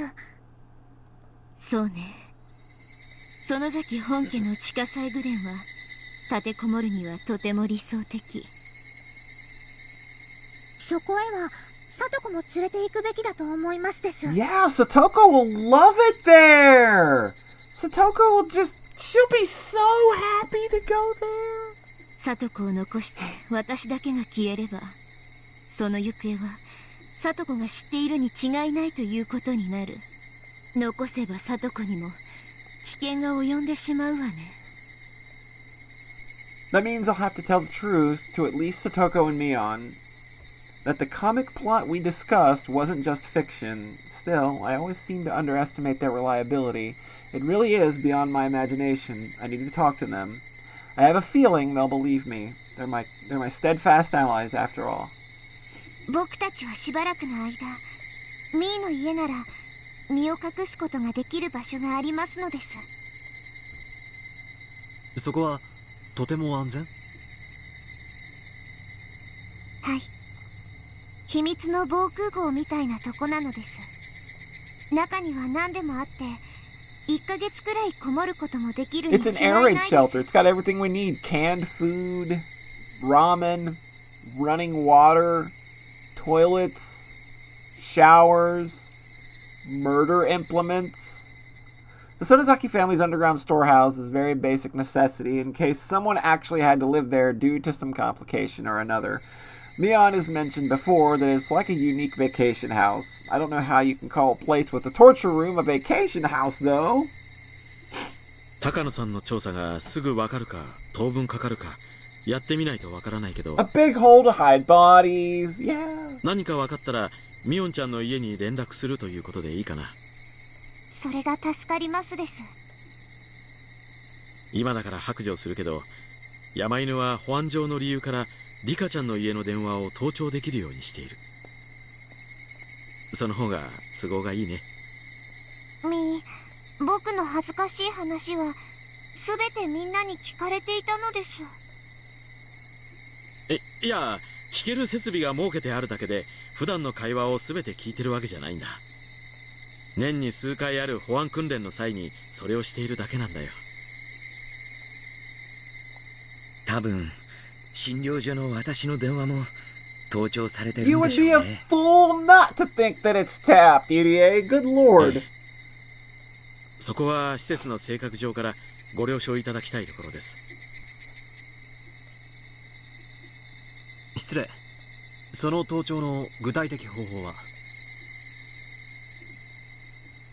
リカちゃんの家に引いてある電話線が分岐してあります。それが神社の裏側の沢の近くに掘ったて小屋があるでしょ。そこへ引かれていて、そこで盗聴することができます。通常は無人ですが、山犬に対し要人警護命令が出ると常時2名の通話監視員が常駐し、全ての会話を録音します。もちろん普段は録音していません。近日中に保安訓練の予定は？また要人警護命令が出る予定は？保安訓練は1月、4月、7月、10月に行っています。ですから今月はありません。要人警護命令は何か緊急事態が起こると予想される場合に発令されますが、機関設立以来発令されたことは一度もありません。発令の権限者は？所長、つまり私ですが、高野さんは事実上の所長代行なので、私に代わって発令することが可能です。もし高野氏が本当にリカちゃんを狙う黒幕なら、その要人警護命令を逆手に使い、彼女を監視する手段に使うでしょうね。その可能性は十分に考えられます。ということは、その小屋に何者かが出入りするようになったら、それは高野氏が動き出したという証拠であり、リカちゃんの近辺に緊張が増した証拠であると読み取っていいわけですね。高野さんが黒幕である証拠になるかは分かりませんが、リカさんの周辺に危険が迫っている可能性が高いと読み取ることはできるでしょう。確かに高野氏が黒であろうと白であろうと、そういうことになりますね。その小屋が監視されている一方で、実際には他の場所に避難しているというのは、なるほど、うまい手かもしれない。でもリカ、一つだけ問題が。夜に明かりもつかなかったら家が無人なのはすぐにバレてしまいますです。高野たちは盗聴などしなくても、夕方か夜頃にその様子を見るだけで学校を休んでいるのは仮病で、僕たちが気づいて逃げ出したのだと知ってしまうに違いないのです。それもそうね。そしてそれは高野のことを調べている富武にとっては都合が悪い。確かにどうにかしたい点ね。さっき赤坂が言っていた盗聴をしている小屋の監視、それから大風で寝込んでいることを装うための明かりの付け消し、それからいざという時赤坂が村の中にいてくれる方がいいというのを3つ合わせてあうあうしますと、あうあうあう、一つの提案が浮かびますですよ。Hanyu has an idea! まさか赤坂を私の家に泊まらせようってこと？ダメ絶対ダメ。全然片付いてないし、臭いし汚いしみっともないし、赤坂なんか絶対に入れられない。ダメ赤坂がお泊まりなのですよ。ダメだって言ってるでしょ。ダメやだダメやだ。リカちゃんは何をはしゃいでるんだい？ちょっと取り乱してしまいましたのですよ。ニパー。 Jeez, just because Hanyu's insisting, okay. 確かにリカちゃんの家がもぬけの殻になれば、夜の明かりとかですぐにバレてしまいますね。つけっぱなしにしても未明までつきっぱなしではすぐ怪しまれてしまう。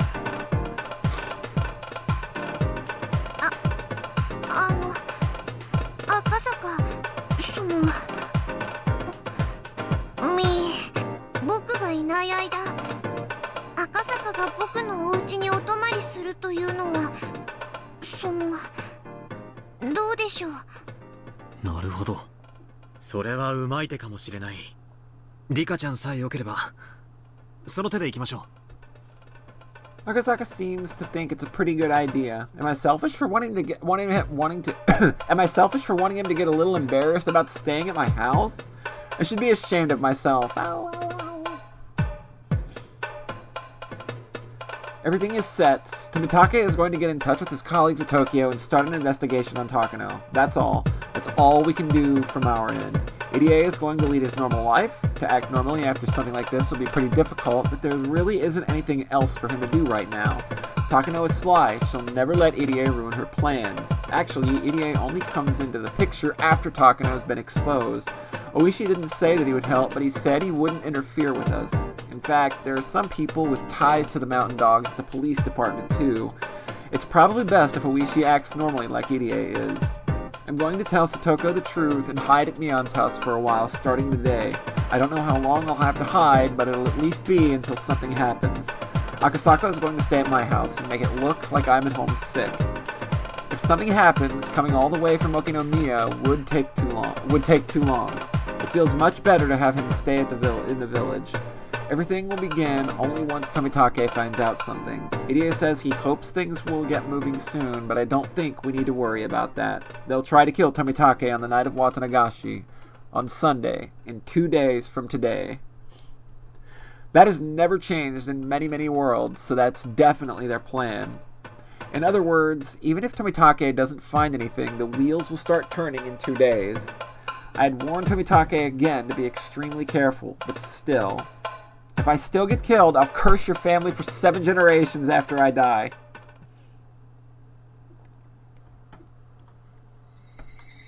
It's finally getting dark. Everyone went home except for Akasaka. I'm still thinking about how to tell Satoko about Akasaka and about what's going to come. 悩んでもしょうがないのですよ。理科の悪い癖は仲間を過小評価しているところだと思いますです。Got a point there. Got a point there. Give me a minute.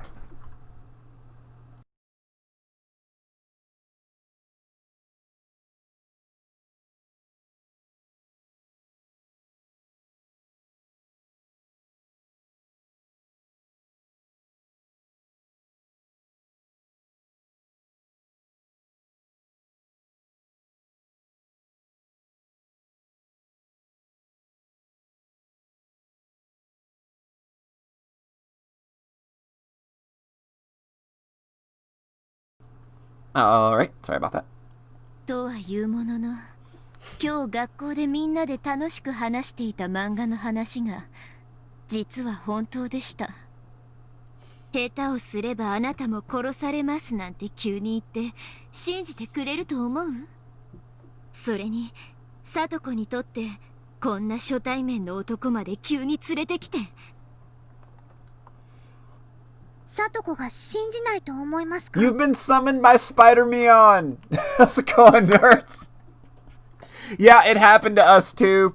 We didn't stop it from happening. We just let it happen. I think that's what you basically have to do when Spider Mion happens. You just have to let it happen. それはわかんないけど、その可能性もあるでしょ。Hope you're doing well. Hope the move's going okay and all that. なんだ。聡子は友達じゃなかったのですね。Oh, wow. What Hanyu just said startled me. It was kind of a scary thing to hear, even though she said it while wearing her usual warm 僕 smile. は聡子は仲間だと信じていますから。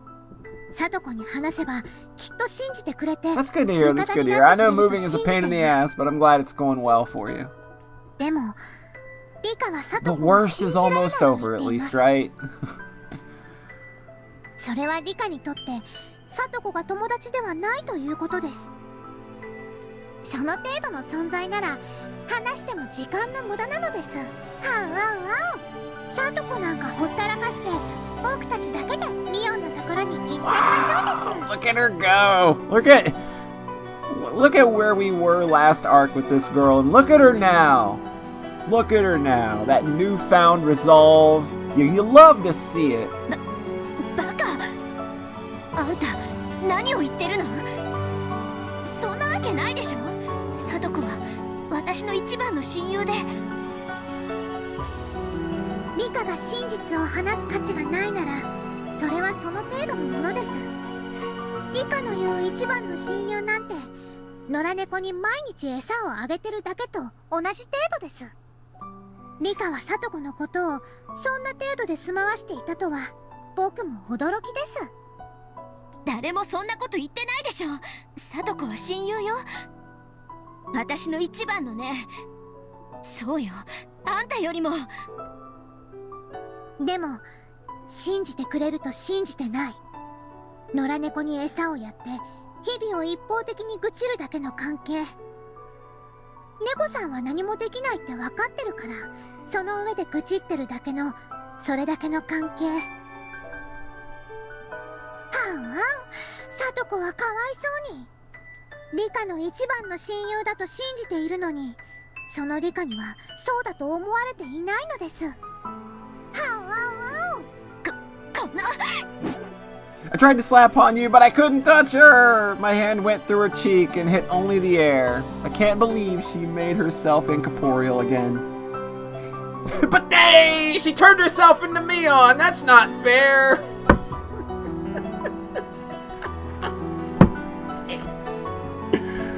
Hanyu disappeared, saying, "Ow," in a teasing manner. I'm upset, but I can totally understand what she was getting at. リカちゃんの同居人は納得してくれるかい？納得させますです。I love that she's stuck on this specific, like, pose. さとこは It's so out of touch with everything else going 僕と on. 一緒に住んでいる以上絶対に巻き込まれますです。さとこのためにも僕が説明しないと。私は外で待ってた方がいいから。いいえ、赤坂が一緒にいてくれた方が冗談ではないと分かっていいかもしれないです。僕にうまく説明できない時には助け舟を出してください。うん、分かったよ。I went up to the second floor with Akasaka. To be honest, I couldn't even imagine how to start bringing it up. But even Hanyu made fun of me. I can't hesitate. I made up my mind and walked into the room and was surprised. Mion was here! My messy room was all cleaned up. Satoko is packing up her pajamas and towels in a duffel bag. It's as if she's going on a camping trip. ただいまなのです。はい、理科の分の荷物もできてますわよ。まさかミオンさんに歯ブラシやタオルまで借りるわけにはいかないでございましょう。 Yeah, I thought it would happen. I wasn't sure because I'm pretty sure that we were running on the same version of the patch. But I wasn't sure if it was something that would 100% happen or not. それに見ず知らずの男性の方をこんな散らかったお部屋に入れるわけにもいきませんし、だから私普段からもう少しお片付けをしましょうって言ってたんではございませんの。 I blinked in surprise. I don't understand why Satoko already knows what's going on. If she saw me, Irie, and Tomitake talking from behind the shrine with Oishi and a strange man, she'd be sure to get curious. Satoko must have overheard our conversation. Not only that, she packed our luggage and cleaned our room, which means she already knew Akasaka was going to stay in this house. She must have come home in a hurry to get things done. 漫画なんかの話じゃなかったんですのね。私、理科のそういうところは嫌いなんですのよ。私が理科の話を信じなかったことがありまして、私こそが理科に一番最初に頼ってもらえる親友でいるつもりでしたのに。ごめんなさいなのです。I have to imagine maybe reloading the file gets it to stop happening too. Because it's a weird thing. Like, I know how it happens. I know how it happens code-wise. What's happening in the script to make that happen. They just forgot to undraw the sprite. And so everything keeps getting layered on top of it. And they keep pulling the layers back away again. So it's just a layering issue. And they forgot to take her off of the layer. But this is exactly what Hanyu said. I thought Satoko was my best friend, yet I couldn't trust her completely. Having realized this, I apologized. Satoko turned around as if to tell me that there's no time for apologies. I think she accepted it. As the proof of that, she's getting things ready to go to Mion's house. Thank you, Satoko. 赤坂さんでございましたっけ？理科とどういうご縁かは存じませんけど、理科の味方なら私の味方でもありますわね。北条聡子と申しますわ。よろしく。赤坂と言います。リカちゃんを取り巻く陰謀はあまりに深く容易に説明できるものではありませんでした。それを打ち明け拒絶されるかもしれないことに怯えていた彼女の気持ちをどうか汲み取。そんなことは分かってましたよ。私は理科の一番の親友なんですのよ。その私に信じてもらえなかったら世界中で誰にも信じてもらえないということですのよ。なら臆病になるのも分かろうというものですわ。聡子ちゃんは本当に大人です。そんなあなたに親友と呼んでもらえるリカちゃんが羨ましいです。 Satoko took Akasaka around the house and explained everything. She let him know that the switch for the hot water heater sticks a little and that the picture on the TV gets messed up. He needs to tap on it. She even told him about all the traps she set around the shrine using a secret map of hers. Akasaka listened to her dead seriously. Upon seeing them talk, I couldn't help but smile. It's just because Mion's there smiling too. Hanyu also smiled while watching us, but it felt like she was saying, I told you so. I'm going to pretend that I don't notice her. これくらい簡単に信じてくれるんだから。単純なミオンならもっとあっさり Rika, she's right here! Come on now!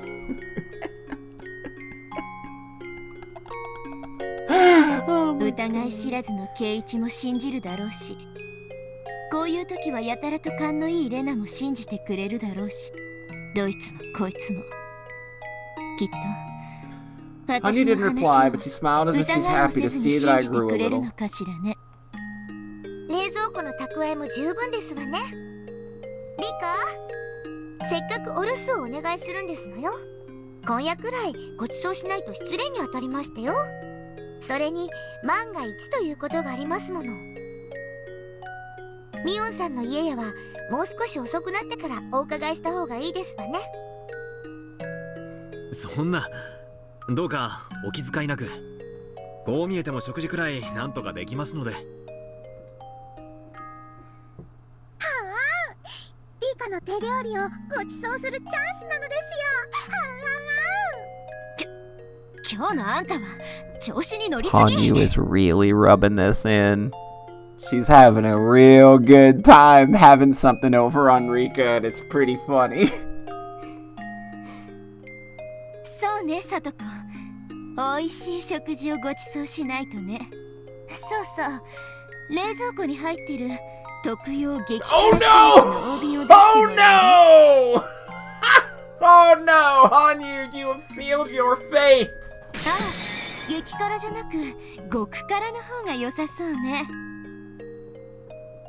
今日はキムチチャーハンにしましょうです。高坂、辛いのは大丈夫ですか？ああ、うん。辛いのも大好きだよ。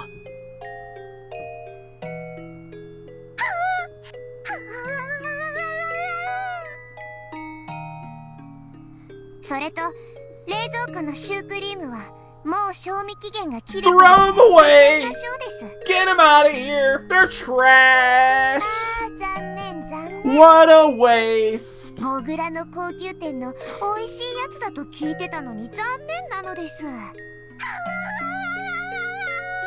日はあーあーうるさいのが聞こえるわね。野良犬でも吠えてるのかしら。What a wonderful Mion in the sky! Night is falling on the 16th of June. The pieces are lighting up on the final game board one after another. No, pieces isn't the right word to call them. Night is falling on the 16th of June. We're gaining reliable allies for this final challenge. Our last key, Tomitake, will be killed in 3 days. Fate is going to change before that point. We can hope so, anyway. I think she's pretending to live somewhere else. When we close on Mion, it's so good. Mion gets the last word of the chapter, everybody. That is, of course, where we are stopping for the night. Thanks, everybody, again for coming out. Absolutely wonderful. We will begin again tomorrow evening, 7 p.m. Eastern Standard. So we'll catch you then.